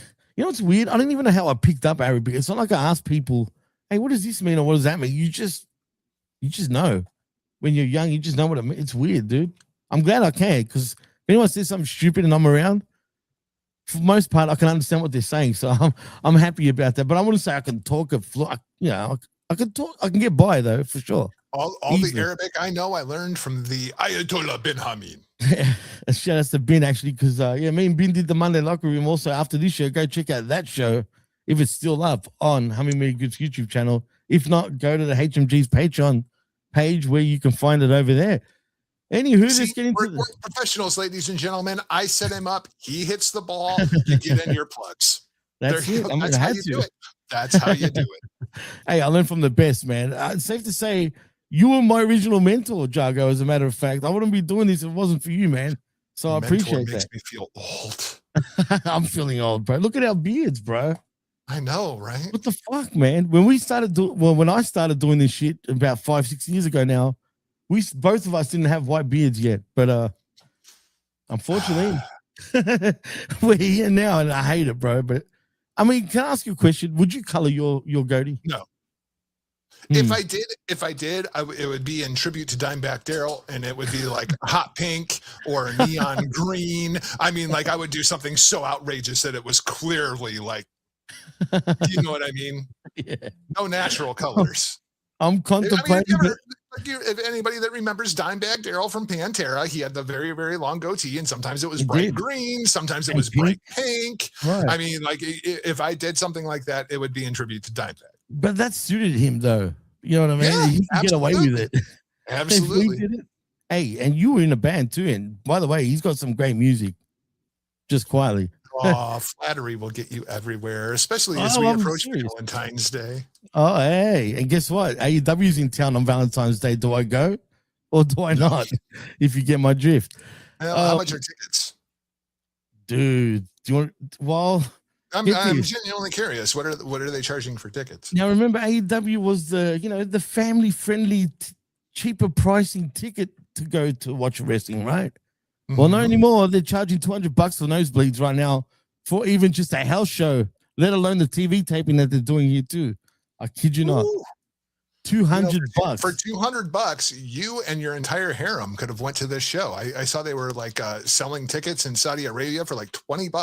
$20. Me and Ben were talking about it. Thank you, Kenny, for saying that. That means the world to me, because that was the first time Ben and I actually just did the show. Usually it's always me, Ben, and someone else, but never just me and Ben.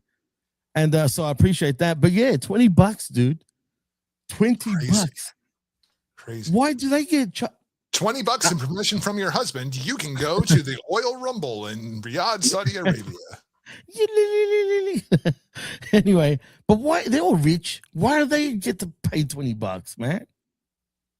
Paid show, baby. Paid show. Yeah, get stuffed. Seriously, screw them. Anyway, let's get into the main event of the evening, shall we, Jargo? It is the men's Royal Rumble matchup, and we start off big. Straight off the bat, it is Obafemi at number 1, followed by Braun Breaker and Paul Heyman at number 2. And then we see, before I get into everyone else, we see another hooded figure eliminating Braun Breaker right off the bat, dude. And I'm not sure if I like that. You just buried everything you built with him, man. I feel anyway. So one person that we did not see in this match was Chris Jericho. Lots of speculation about Jericho going into the show. And my argument against having Jericho in the Rumble was, unless he's winning it, do you want him in the match? right? And the answer to that question was no, he's obviously not winning it. So we save the Jericho thing. I feel the same way about Braun Breaker. If he's not winning it, do you want him in the match? Right. But would you do this? Yes. He gets, well, actually, no, I would have had Finn Balor take him out and Finn Balor claim his spot because Finn Balor left off of this roster because there wasn't room for Finn Balor in the Rumble, even though we had Mr. Iguana and we had La Parca. We had, there's some real jabronis in here and we'll talk about that. But not room for Finn Balor. No, first Universal Champion? No, absolutely not. So I think if I was going to do this, I would have had Finn Balor be the one to take him out. Yep. But with that said, it's Seth Rollins. Now, I don't know if it was Seth Rollins in Saudi Arabia. I don't think they flew Seth Rollins halfway around the world so that he could stomp on Braun Breaker's head and keep him from getting into the Royal Rumble. But Black Scorpion style, when we take off the mask, it's Seth Rollins, right? Initially when I was doing the watch along and not hearing it like really loudly, I straight away said, "Oh, that's Seth Rollins, right?" Well, but then we're close enough to Mania at this point. All the other names I've heard thrown out. Do you want to see that person wrestle Braun Breaker at WrestleMania? And the answer is no. It's Seth Rollins. That's why it's Seth Rollins. I personally think it is Logan Paul, as the artist also says. I think it was Logan Paul as well, but I don't think it was Logan Paul. I think it was Seth Rollins. I think it was actually Logan Paul that did it. Right, but it was Seth Rollins. Get the reveal, it's going to be Seth Rollins. It's funny enough. Right. On Grok, right? I call it Gronk because it's a Gronk of an AI. But anyway, people have been saying to Grok to unmask the hooded guy, and he does, and Grok does, or unmask it and reveal it, whoever it is. Doesn't look like anybody. But who was under the mask? Jeffrey Epstein? It could have been. It could have been anybody. It was just a face that I don't even know. But I find it interesting that it actually did it, though. It would have been funny if it showed Austin Theory or Logan Paul. But I personally think it's not. Excuse me, I got the hiccup suddenly. I personally think it's not Seth Rollins, though. And I do think it's Logan Paul because if you go back to Raw this past week or last week now, you know how Logan Paul said to Braun Breaker that all the Vision is going to make sure that he wins the Rumble. He's being condescending really by him saying that. And okay, so here's my question. If it's Logan Paul and the match is Logan Paul versus Braun Breaker at WrestleMania, two questions. Number one, whose corner is Paul Heyman in? And who does the person writing this want you to be pulling for? Who is the babyface in that? Good question. That's a fucking great question, dude. And that's why I don't think it's Logan Paul. Logan Paul's a total scumbag, right? You can't cheer him. You just can't cheer him. And you don't want to turn Braun Breaker at this point. And you don't want to take Braun Breaker away from Paul Heyman at this point. So Logan Paul doesn't make any narrative sense to me. Even though I think it was Logan Paul underneath. But it was Seth Rollins. I get you, right.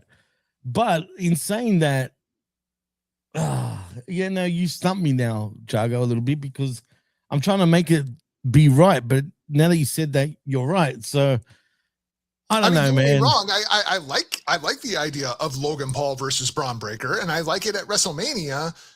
It just inside of their narrative currently, it doesn't make any logical sense to me. Right, that's true. What about if it was Jake Paul even? Still doesn't matter. I dislike that even more. Yeah, and plus, can he even do a stomp? Say, is he athletic enough? I know he's a great athlete, don't get me wrong, but is he like Logan Paul in terms of in the ring? No. Yeah, I doubt it. Right. He's not as agile as Logan is. No way. I mean, it's nothing against Jake Paul physically. He's a better boxer. Yeah, he's definitely a better boxer, but he's more of a power guy versus Logan's more athletic. Athletic, right? Exactly. But you know what? There's another sort of twist to this, though, Jargo. I can see Bron Breakker eventually being sort of pissed that Heyman's back with Lesnar. Well, we'll talk about that a little bit more as we go through the Rumble. But so I assume Seth Rollins versus Bron Breakker. That's on my card for WrestleMania. But you would have to put Bron Breakker over, right, against Rollins, or you don't. Depends on the story they're telling. I have to see what they're doing before I can make that logical conclusion. As I said, Bron Breakker does get eliminated, and then at number 3, we do see Solo Sikoa. Then at number 4, I was going to say you can go through these. I mean, Solo Sikoa, irrelevant. Rey Mysterio, irrelevant. Rusev, irrelevant. Matt Cardona, irrelevant. Damian Priest, irrelevant. Javon Evans, thanks for coming. They didn't even give him the Kofi spot, which I expected. Like I expected Javon Evans to be the passing of the torch happened. He is the new Kofi Kingston, where I'm going to do something just ridiculously athletic to not get eliminated from the Royal Rumble. Nope, they didn't give him that spot. But and Mr. Iguana, wait. I just want to say one thing about Iguana though. Well, I mean, but that's what I'm saying. We're a third of the way through the Rumble, and it's relevant. There's nothing relevant here. But except the relevant for Obafemi tossing motherfuckers left and right, which was great, and also, but he was gassing out at one point. They needed to fill it up a little bit so he can catch a breath. But before I get to that, the thing that pumped me about Mr. Iguana, and believe me, I'm not really a fan of his, but I will say this, dude, it's like he got sprayed with Raid and then he died. He was like, you know what I mean? He was like a dead bug, bro. That popped me. I love that. One thing that we did definitely learn through the course of this Rumble is that there's clearly no AAA penetration in Saudi Arabia. No AAA. They had no idea who Mr. Iguana was. No clue. And the same thing with La Parka. When he came out, they were like, who the fuck is this guy? Coming out to Michael Jackson wannabe music. I mean, but again, like, know your audience. Know who you're catering to. Idiots. And I mean, like, even like Oba was super over, but even like some of the other NXT talent, like Javon Evans didn't get nearly as big of a pop as I would expect. Yeah. But then I remember, it's in Saudi Arabia. Do they get NXT? I have no idea. I have no idea. Powerhouse Hobbs is another one. Clearly, AEW does not exist in the Kingdom of Saudi Arabia. And it did actually, because he came out as Powerhouse Hobbs and then it shattered apart and revealed. Yeah, but if you've legitimately never seen Powerhouse Hobbs before, which they haven't. Saudi Arabian audience clearly haven't. No reaction. They didn't care. No reaction. And the same thing with Mr. Iguana here. I actually felt bad for Mr. Hobbs or Mr. Keys and whatnot, but I mean, I would have waited for Raw to debut him. But anyway, I get it. I get why they did it. My thing at this point is I hate to say this, but I think you're going to have a mixed tag team match at WrestleMania on the pre-show, or actually at main event before SmackDown. So on the pre-show to the pre-show of the pre-show, you're going to end up with Finn Balor and Demonito versus Mr. Iguana and his little fucking puppet, and it'll be a mixed tag team match. Just get the raid out, man. That's all. Kill those damn reptilians. How does Mr. Iguana get into this match and Finn Balor does it? Like, it's just that. I know I'm a Finn Balor mark. I know that. I proudly accept that. Right. There's nothing wrong with that. What? Oh, Finn Balor better be just like full on raging pissed at Adam Pearce tonight. Do you think there could be even a bit of a shoot to this, like a work shoot? Like he legitimately probably is pissed that he wasn't in the Rumble, didn't get that payday. Sure. I mean, he lost a Saudi payday, not just a payday. It's the Saudi payday. It's true, man. It's bigger than a Mania payday these days, I guess. Yeah. Literally. Yeah, the Oil Rumble pays big money. Oh, I love it. Again, I got to remember that one. Oil Rumble indeed, man. But anyway, We see Trick Williams though next coming into the ring, and he's over like Rover, dude. Right now, even though he's a heel, he's just a cool heel, man. You just look at him; he's got it to me. I hate that Trick Williams is a heel. I hated it in NXT. I hated it in TNA. I hate it since his call up. Like, why are they so insistent on Trick Williams being a heel? I don't understand, because the dude's got charisma for days. He's one of the best talkers in the company. Absolutely. The in-ring work is serviceable. He's not great, but no, he's not bad. He's good enough. Any way, shape, or form. He's good enough. Right. He's good enough. So I don't understand why they're so insistent on Trick Williams being a heel. And well, yeah, I guess it is what it is. They probably need more baby faces too, when you think about it, right? Yeah. It's true, right? Absolutely. That's weird. Now that you know that, now that we think about it, I know it's weird. I don't know why he's a heel, but he's still getting cheered like he's a face. But anyway, we'll see where they go with that. Counterproductive for whoever the baby face is he's working with. Right, exactly. You're right, because he's too cool, man. He's too cool of a heel not to cheer. That's the problem. It's the Jacob Fatu thing. Same thing, and he's a heel. Make no mistake about it. He's not a baby face right now. I'm not sold on that. Oh, I think he's still a heel, man, but we'll see. I'm not sold on that. He's in between, definitely a tweener at the very least, but we'll see where they go with him. He does deserve to be a baby face, though, because everyone just wants to cheer him too. But anyway, we do get Cody Rhodes next, coming in at number 11. We get El Grande Americano, but not the American version, but the German version at number 12.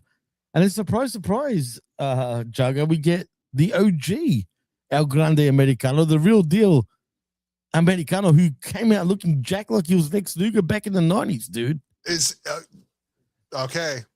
In the immortal words of Trick Williams, let's talk about it. Let's talk about it.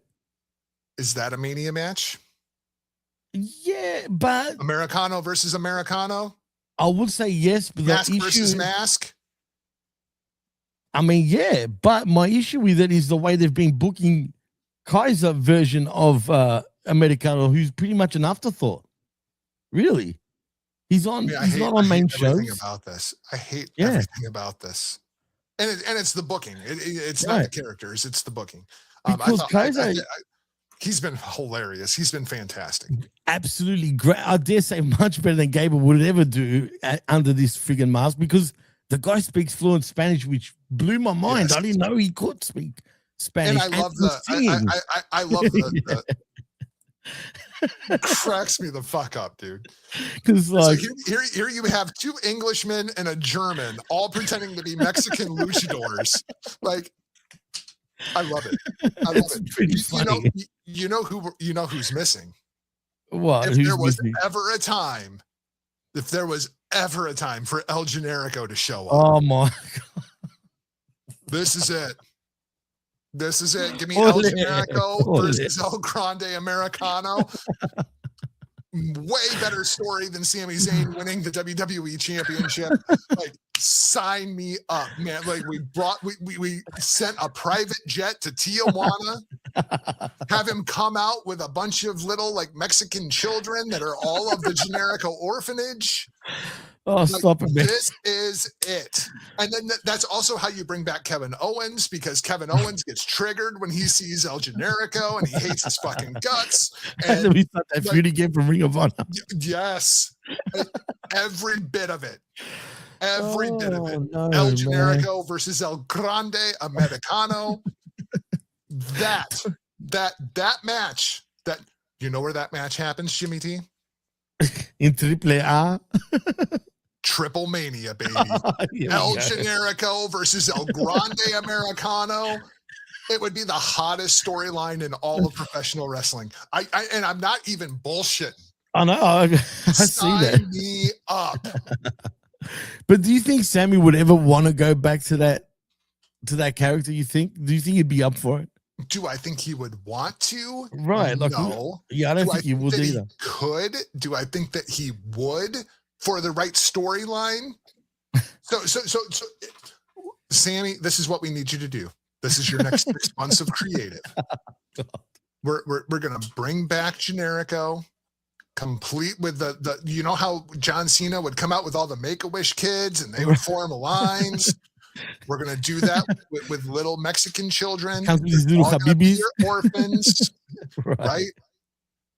And then we're gonna do El Generico versus El Grande Americano, and Sammy's like, yeah, I don't do you. But then after we do that, then we'll do I Hate Your Fucking Guts, Kevin Owens versus El Generico Oh, no. in a WWE ring. Oh shit. And tell that story. Like, you guys can finally Redo it finish all this over again. story. Right. And I think Sammy would do that. I really do. I think Sami Zayn would do that. Heck, make El Generico the WWE champion even. No, clearly not. Why Clearly not. not? Oh, that would pop me, man. And everyone going, ole. I mean, they already do it.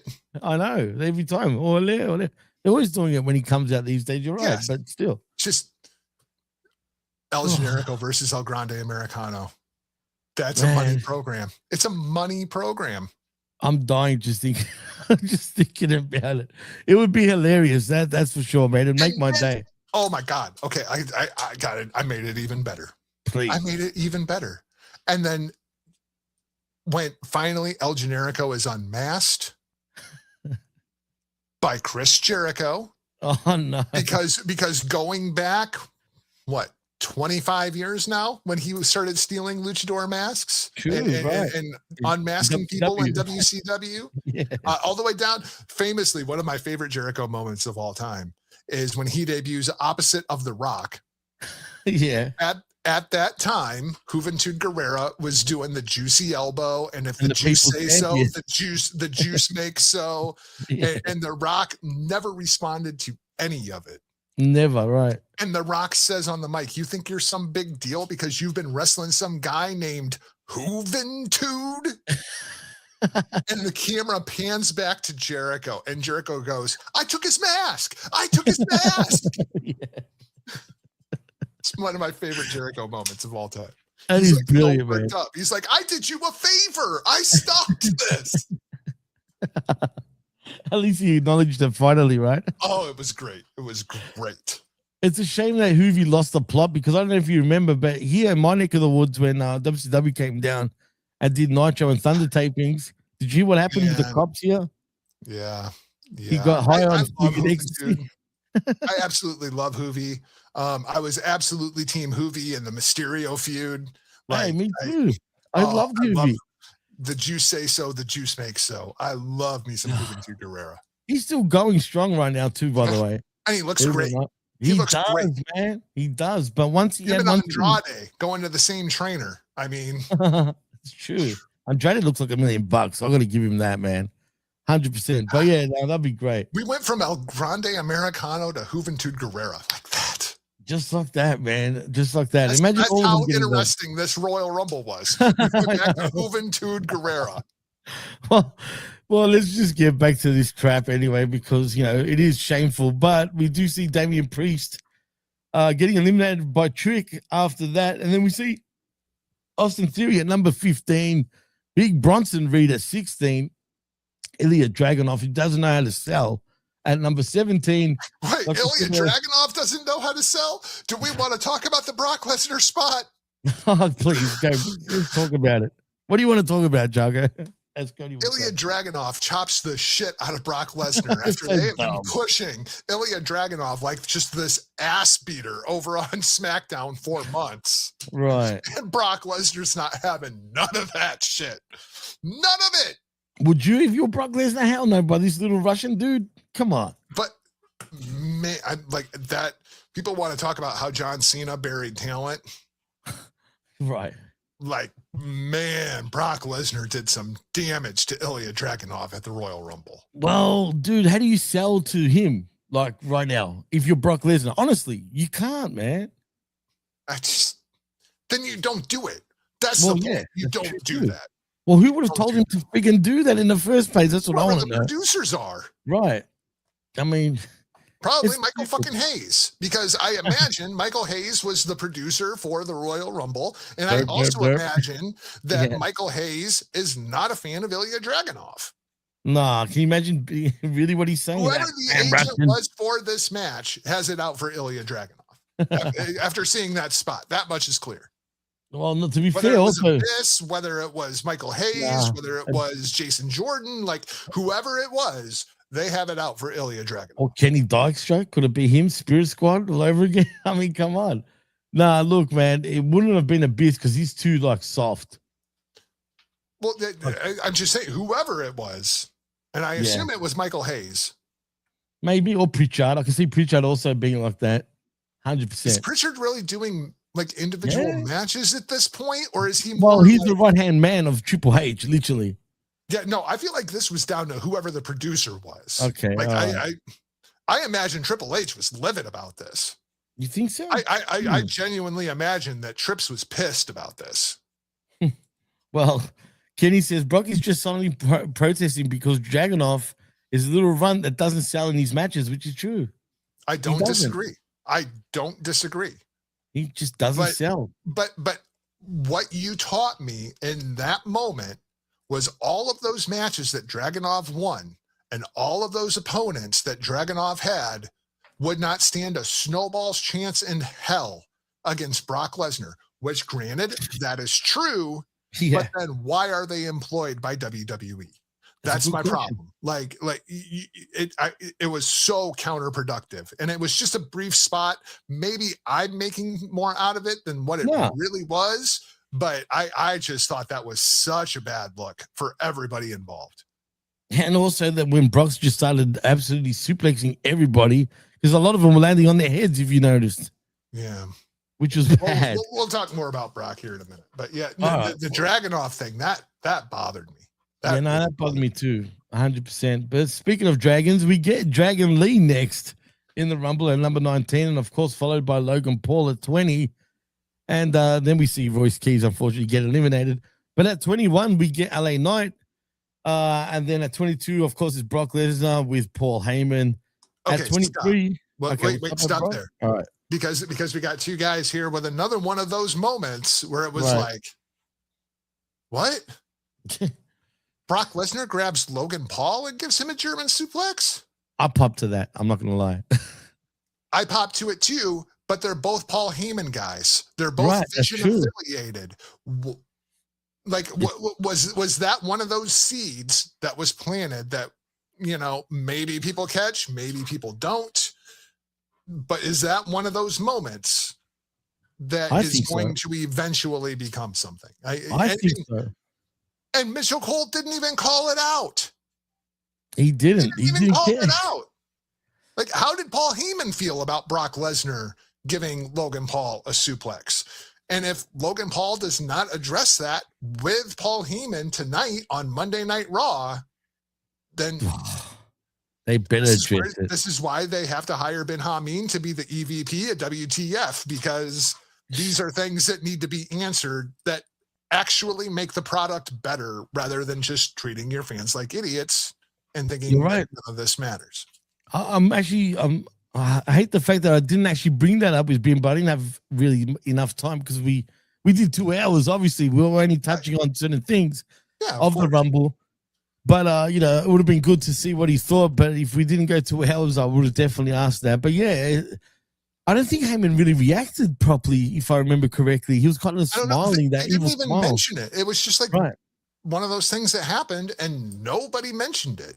Logan Paul has to mention it tonight on Monday Night Raw. Or if he doesn't, then that chips away at Logan Paul's credibility inside of the Vision, right? Like, I mean, these are things that it's the details that make professional wrestling work, and WWE is very lax on those details at this point. Going back to the very beginning of the show, like, yeah, everything they did on the show was fine, and the results were all fine, but it was really just, there was no heart in it, right? There's no passion in it, and it's those details that add that in. 100% agree, man. Couldn't have said it any better, but it is what it is. Next, we see The Miz at 23. And then at 24, with boo-boo face and all, even though he's wearing a mask, it is Rey Fenix. He just Shout out to Rey Fenix for the Stevie spot, right? Like, Yeah. you ever heard Stevie Richards talk about the Royal Rumble and his philosophy on the Royal Rumble? If I'm not winning it, then toss me out in 20 seconds. Let me get my payday and I'll go the fuck home. Like, Yeah. that's exactly what Ray Phoenix did in this match. He flew halfway around the world to get tossed in like 20 seconds. And I'm sure he made 20 G's just for 20 seconds in the Rumble, probably at the very least. But unfortunately, missed opportunity. I was really looking forward to seeing the Lucha Bros in the ring together. We didn't see that. True. And Phoenix was gone before Penta made it to the ring. Isn't it strange the way they're treating Phoenix, but the way they're treating Penta? I know Penta's not getting every freaking win, but he's still booked pretty strong, man, and he's very over, and the people love him. Well, it's what I always said. Ray Phoenix is the better talent. Penta is the much more charismatic and connects with people. And Phoenix can talk actually proper English compared to Penta, which is crazy. They're not even utilizing that with him. Penta should never speak in English. I know. Never. Right. Never. Well, number one, I've always liked Penta more as a heel than as a babyface. When he's Penta as a dark, babyface, he's just super corny. Right. No, you're right. Because it's just typical babyface, like red meat babyface. He should be a Mexican assassin who never speaks anything other than Spanish. Do you remember his move made in Japan?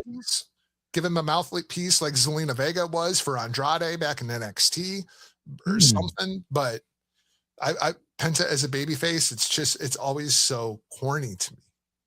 Yeah, no, I agree. But the kids love him, and I think he understands that and how to react. Right. Hey, for sure. He's cool. Look at him. Does he still use the move made in Japan? Do you remember that? Oh, yeah. Does he still use it, really? Yeah. Yeah. They call it the Penta driver. Oh, well, yeah, that's true. The Penta. But why not call it still made in Japan?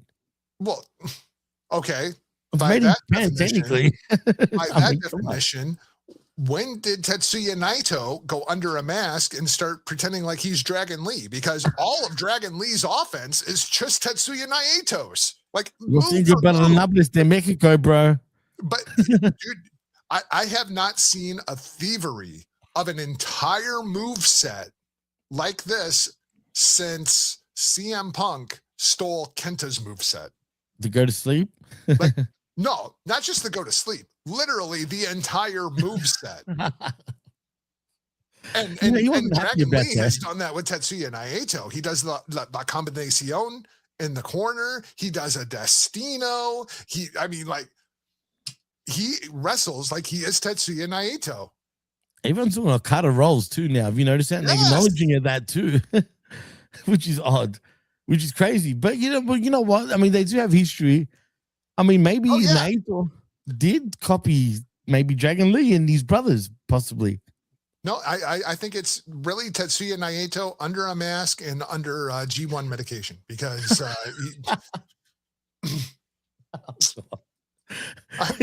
at Dragon Lee, look at Tetsuya Naito, another one of those guys we were talking about that's a fat piece of shit. Like, you ever seen Tetsuya Naito with abs? Always in the t-shirt. Nope. Only when he's coming out to play. If it's a big match, the shirt comes off. But if it's just a piece of shit, but even when the shirt comes off, it's not like he's rocking a six-pack. Nah, never has. But that's cool. It's all right. It suits him though. Anyway, and Takahashi's another one. That's a fat shit too, by the way. Yeah. No, Hiromu's the same way. And he looks terrible since he's trying to move up to heavyweight.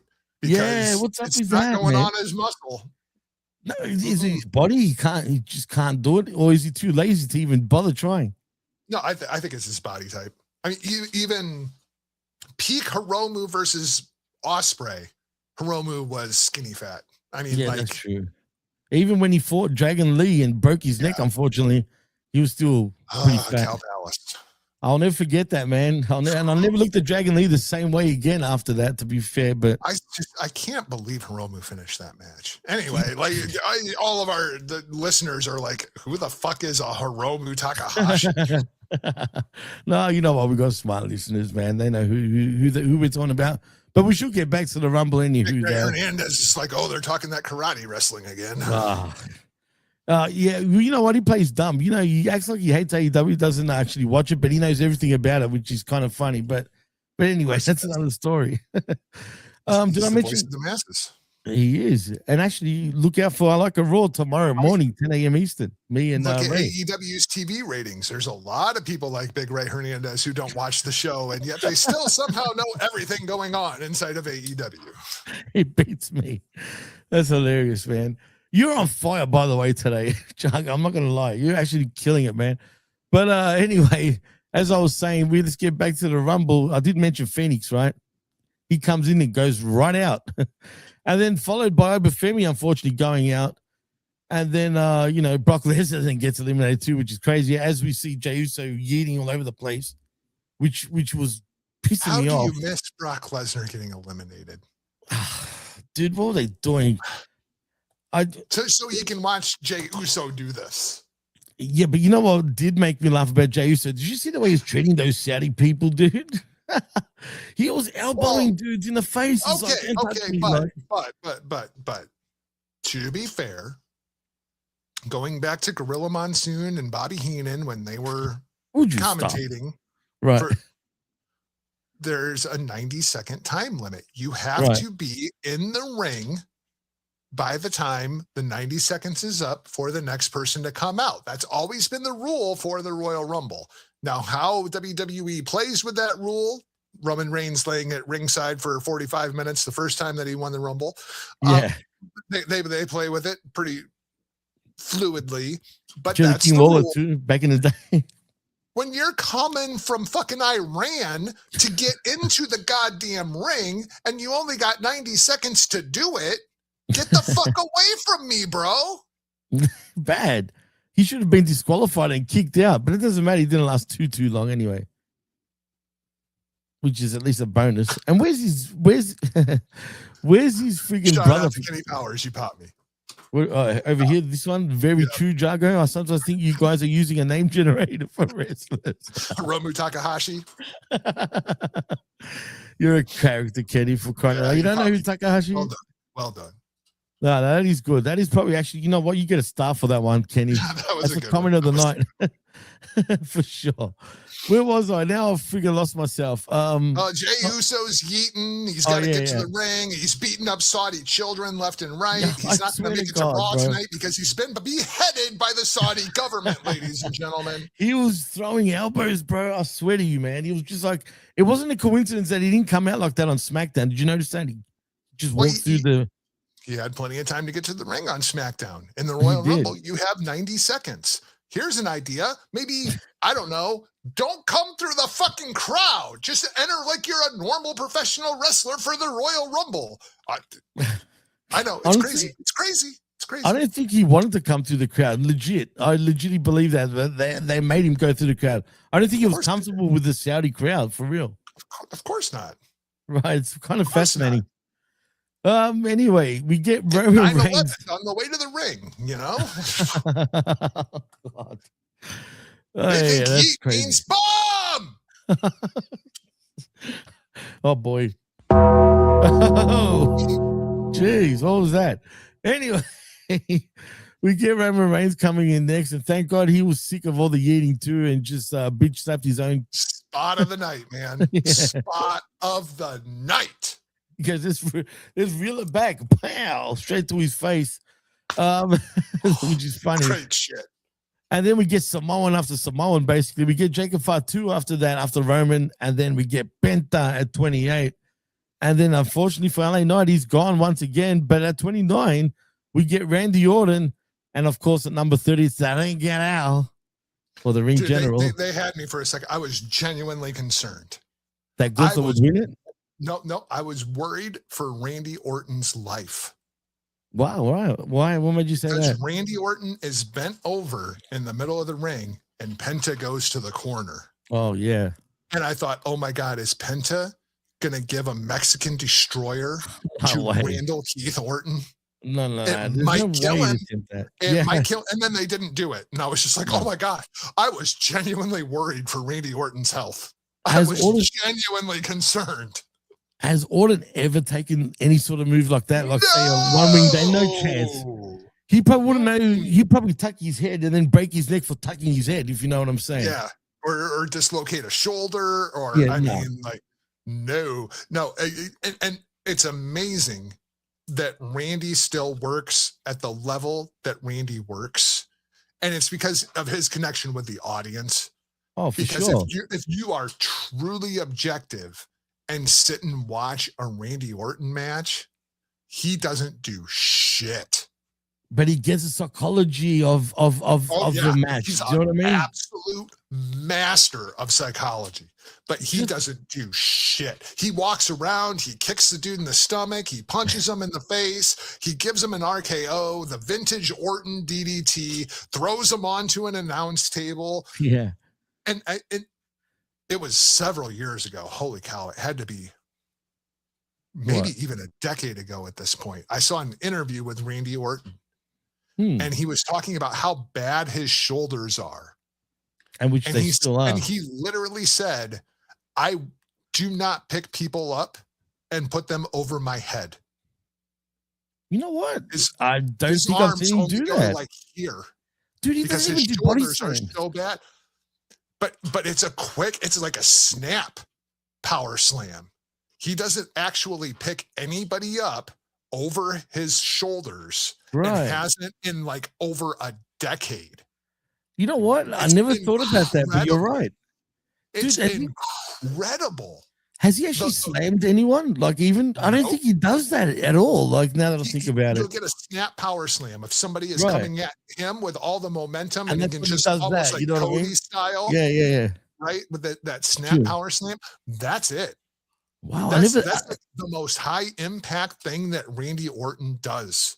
And the fact that he is still working at the level that he is working without working at all is just masterclass psychology stuff from Randy Orton. Pay attention. He doesn't do shit. He does not do a goddamn thing inside that ring. And you could put the 15th World Championship on him tomorrow. People would buy it. They may not be happy about it, but they'll be happy. 100% buy it. They would go along for that ride because he can talk your ass into an arena. He can put your butt in that seat. You can watch him not perform like the 3-star general that is Randy Orton, all the way down to the mid-match headlock so everybody can catch their breath. Right. Like, dude is a master, an absolute master, and people don't give him nearly enough credit for it.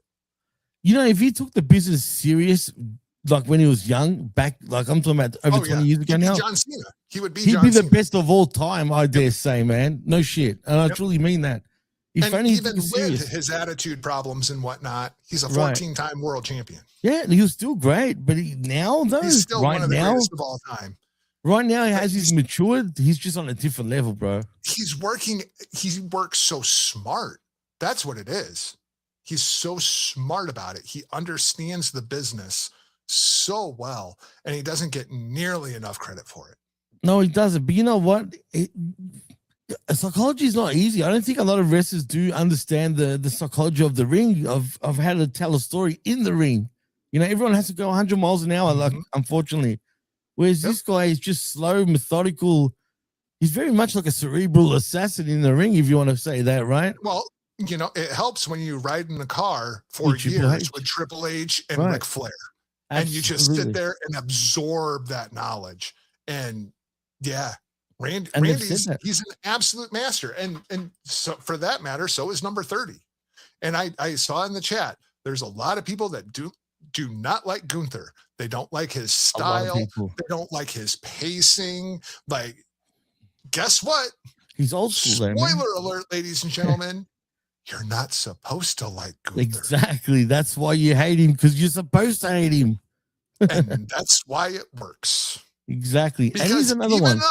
Even us people that sit here and we podcast about these shows, we analyze these shows, we break everything down. You guys listen to them, you absorb all of this content, and we can still get worked by somebody like Gunther. Facts. And 100%. This is how Tyler Breeze became my favorite wrestler. If you go back and you listen to all those old shows, I remember, you're right. Tyler Breeze worked my ass. I hated Tyler Breeze so much. And then one day it clicked and I was like, holy shit, I'm supposed to hate Tyler Breeze. I'm supposed to hate him. Jay White was the same way in New Japan Pro Wrestling.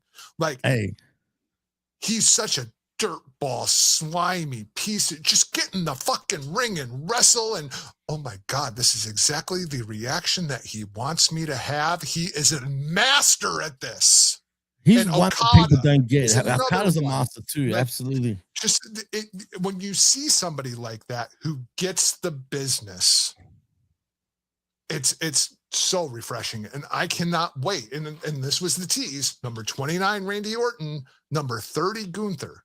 How many times did they interact over the course of this match? They didn't.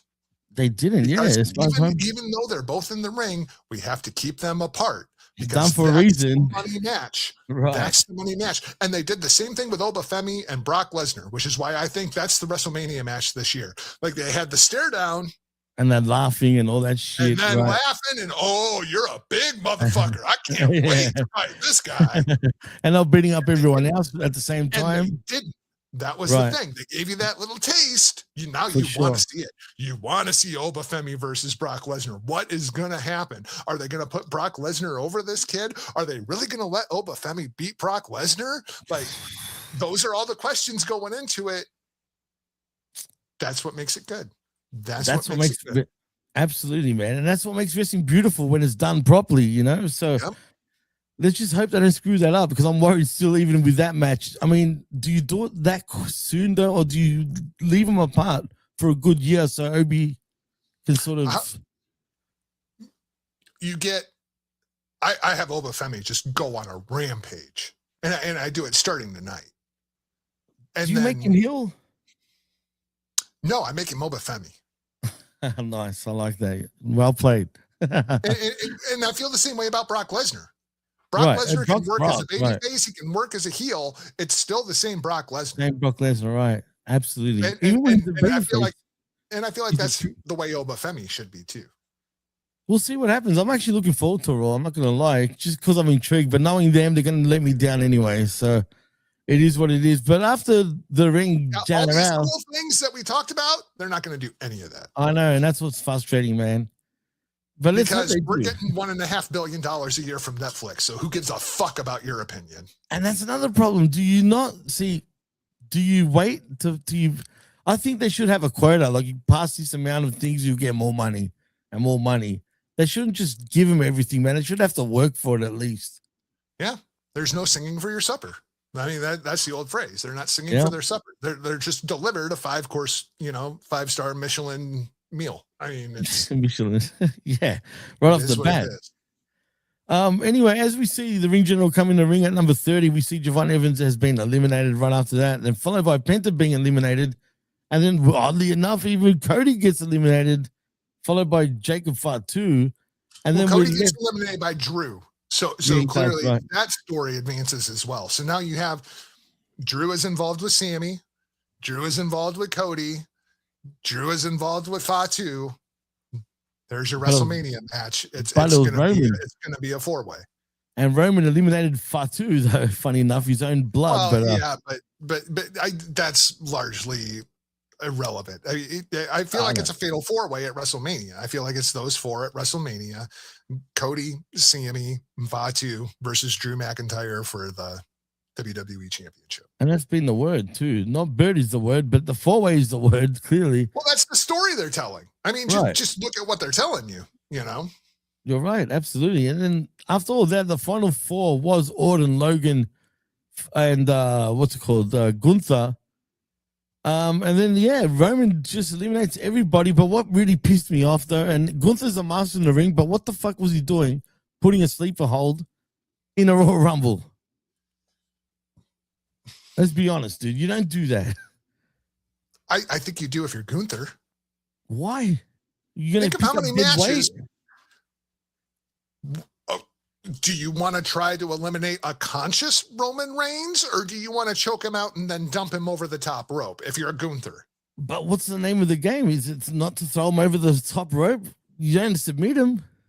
Yeah, choke him unconscious and then throw him over the top rope. I mean, if you're Gunther, like that works if you're Gunther. It doesn't work if you're Dragon Lee, right? Well, no. But it's Of course Gunther. not. Like Gunther could pick up a dead weight Roman Reigns and dump him over the top rope. That's believable to me. And it's way easier to dump an unconscious Roman Reigns than a conscious Roman Reigns. Makes total sense to me. See, to me, it takes me out of it a little bit. In my opinion, that kind of annoyed me. For me, Yeah, it made total sense to me. Total sense to me. You got to weaken Superman before you can fight him. Yeah, that's true, I guess, but I don't know. It just took me out of the psychology of that type of match. For me, it truly did, but It doesn't work with anybody but Gunther because Gunther has used that sleeper so effectively. It also works if you're Samoa Joe. Yes, yeah, I agree because Joe has choked out so many people over the course of the years that, yeah, that would make logical sense to me. Taz, it would make logical sense to me. You know, I mean, if you could choke out the big bad motherfucker and then dump him over the ring, yeah, absolutely. Because I would much rather do that than fight a conscious Roman Reigns. Yeah, makes total sense. I don't know. I'm going to disagree with that still for now, but like, yeah, I know what you're saying though. You're totally no one's wrong in this. It's a matter of opinion anyway. But you're right. Nobody's wrong, but I'm right. I just want that on the record. Nobody's wrong, right, but I'm right. But after that, we see Roman teasing being choked out, but nevertheless, Super Roman comes out firing because he ends up throwing out Gunther anyway to become your 2026. Well, to be fair to the ring general, he already had a bad leg because of the match with AJ Styles. He sold it all the way down the ramp. He sold it the whole time he was in the ring. And so it took a maimed ring general to be eliminated by Roman Reigns. They still protected Gunther even in a Royal Rumble type situation, which I think was important. They did, absolutely. Really, should he been in the Rumble? I don't know, but nevertheless, he was, and he was probably good that he was the last, the final two with Roman Reigns. That'll be an interesting feud in the future if we get a babyface Roman Reigns against Gunther. That'd be very interesting. I'm totally here for Gunther retiring the tribal chief. I can see that. I mean, he said himself, man, he's like, I'm 40 now. I don't have that much time left in the ring, and I don't want to wrestle scrubs, he said. And I don't want to come back with shit freaking creative. You know what I mean? Sell it all at the post show. Like anybody watches the post show. Oh, Triple H is getting hate. I didn't watch it, but I saw someone talking about it. Why would you watch that? Just to see him get shat on, because Triple H has been getting shat on everywhere, dude. They were saying fuck you to Triple H. It's because no. It's not. No, you know what it is. It's monkey see, monkey do. That's what it is. No, we hate Donald Trump and Triple H likes Donald Trump, so fuck Triple H. Yeah, what with the Saudis though? Yeah, sure. I don't know. I think it's monkey see, monkey do. They're just trying to be cool, because everyone else is doing it, so they're doing it just to show, the Western world. Look, we're like you guys. We can do it too, Oh yeah, we sing stupid songs just like the Brits. Shut the fuck up. Yeah. Shut the fuck up. Sit down and shut the fuck up. Did I send you the song where it comes from? The Daddy Cool song? I did. Did you hear it? Tell me you heard it. I don't care. God damn it. You got to play this one. Cody Rhodes, Cody Rhodes. Yes, I can see Cody is standing in the middle of the ring. How about you sit down and shut the fuck up so I can hear what he's got to say? Unrealistic Cliff Burton says, good shirt. Fuck your feelings. Yep. And Kenny says, long as he doesn't retire the tribal chief, he will. Or the tribal thief, you mean? Yeah. Wow. He'll get a tsunami. The Aussie kaiju. He's also an Aussie Samoan. There's one other post in here. Todd Brantley. Not sure if you guys covered it yet, but can we talk about how they use Rusev? No, we can't because they never use Rusev. What does it say? What is it actually? There's nothing to say. I knew, really, I think they're punishing him, dude. For real. No. So we see what they present in front of the camera. Right. They see the person who walks around backstage. Right. They have to deal with these people in booking meetings. Same thing with LA Knight. Everybody's so high on LA Knight. Oh, they should put LA Knight over. Oh, they should give LA Knight a run with the championship. Did you watch Unreal? Did you see LA Knight miss that spot where it completely ruined the entire Money in the Bank ladder match and it didn't make any fucking sense? And we were all like, why the fuck would you do that? It's because LA Knight fucked up the spot. That's why LA Knight doesn't get pushed. Why didn't they push Keith Lee? Because he's a pain in the ass to deal with behind the scenes. And this has always been the rip on Keith Lee. Okay. Guess why Rusev doesn't get pushed? Because he's been a pain in the ass backstage and creative, right? In the ass everywhere he goes and everybody that does business with him. And I'll throw out another one who wasn't even in the Rumble. Where was Aleister Black? He's another one that went to AEW and everybody's like, why are they still misusing Aleister Black? Why aren't they using Malachi Black the way they should? Oh, now Aleister Black's back in the WWE and now where the fuck is he? We want Aleister Black. Aleister Black's kind of a pain in the ass to deal with from what I hear. And he's taken, he is. I mean, remember when he wanted to quit AEW and he came out publicly saying it. I want out of my contract, but he couldn't get out of his contract and then he was just forced to like stay there for another 4 years. But you know what they did to him? Not always what you see on camera. Sometimes there are things that happen behind the scenes, which is why people don't get the push that you think that they deserve. That's the point. And that's Miro, that's Rusev, that's whatever you want to call him. He's kind of a pain in the ass. He's a Bulgarian pain in the ass, literally. There and what about even carrying Cross? I hate to say it because I'm sort of friendly with Cross. You know what I mean? We talk. Yeah, some people are just not easy to work with. Right. It's true, unfortunately. And there's other people that are super easy to work with. Like, I don't know, Damian Priest.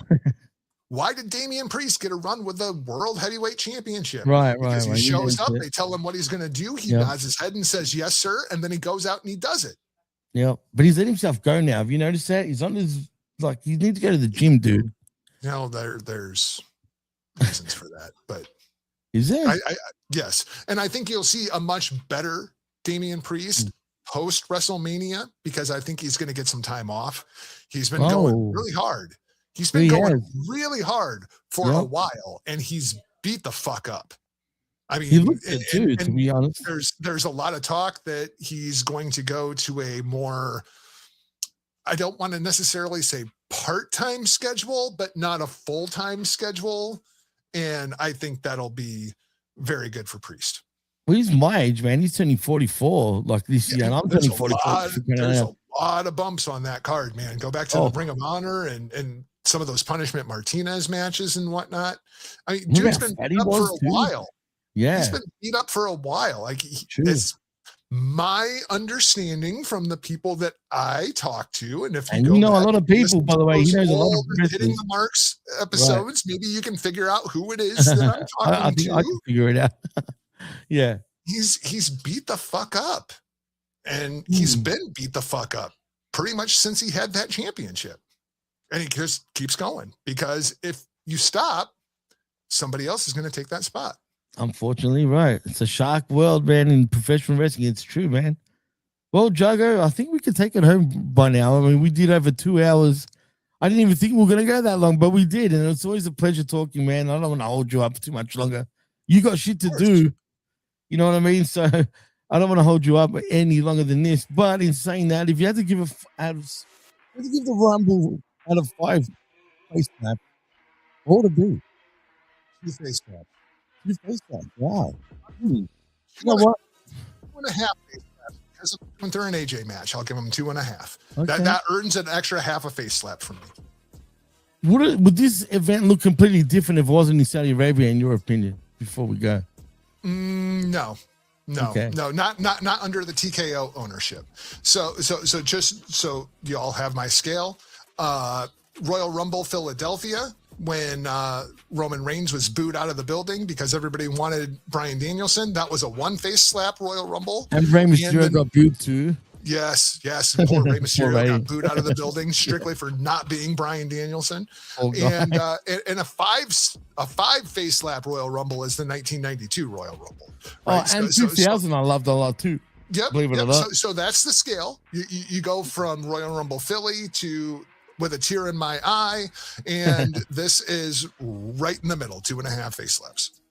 I'm with you. I'll give it about a 2.5 as well, man. It's nowhere near any higher than that. And I feel like we're being generous at giving it that extra half to be fair. But again, everything they did on the show, it makes sense. It was just the presentation getting there. And the execution too, I think, was a bit off. But yeah, no, you're right. Absolutely. What did Kenny say before we go? Got to start dinner soon, so going to raise a glass to you, Jargo and Jimmy T. Cheers, buds. Cheers to you guys, man, for joining us. We always appreciate you, and you're always there for all of our shows. So, we couldn't thank you enough, guys. But in saying that, Jargo, tell them where they can find you if you're doing anything, and if you are, tell them. I'm not going to spoil anything here, but I might be hitting some marks at some in the immediate future, so I'll throw that out there. But do they know what you're talking about? But by the way, I don't know. Maybe they do. Maybe they don't. Maybe I like it. That's good. It's very good. And if they don't, that's on them. As far as keeping up with me, please don't. I really don't want to talk to you. If I wanted to talk to you, I'd get on a video call like I am here with my friend Jimmy T. Instead, head over to all of your favorite social media platforms. Hit up the vet at Opinion Haver. He will be more than happy to sit and talk to you to your little heart's content. That's awesome because you hate that. But anyway, shout out to I do it on every show, man. I know. Even when I do the No DQ shows, I say that. How do the people keep up with you? Please don't. I don't want to talk to you. That is brilliant because, he loves people, bro. Yes, he's a people person. I am not. I think people suck. Fuck all of you.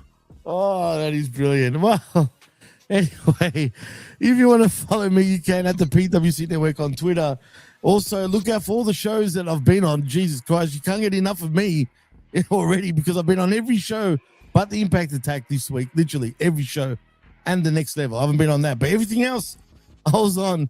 So check out all those shows. But look out tomorrow, 10 a.m. Eastern, with myself and Big Ray Hernandez for I Like a Raw, where we talk everything WWE Monday Night Raw. But till then, I bid you adieu. I'm not going to give you a mwah, but I'll say good day and goodbye. Until next time, take care and be easy. Peace. Release the Einstein files. Yeah, the Einstein file. That's brilliant. See you later, fellas. Peace out.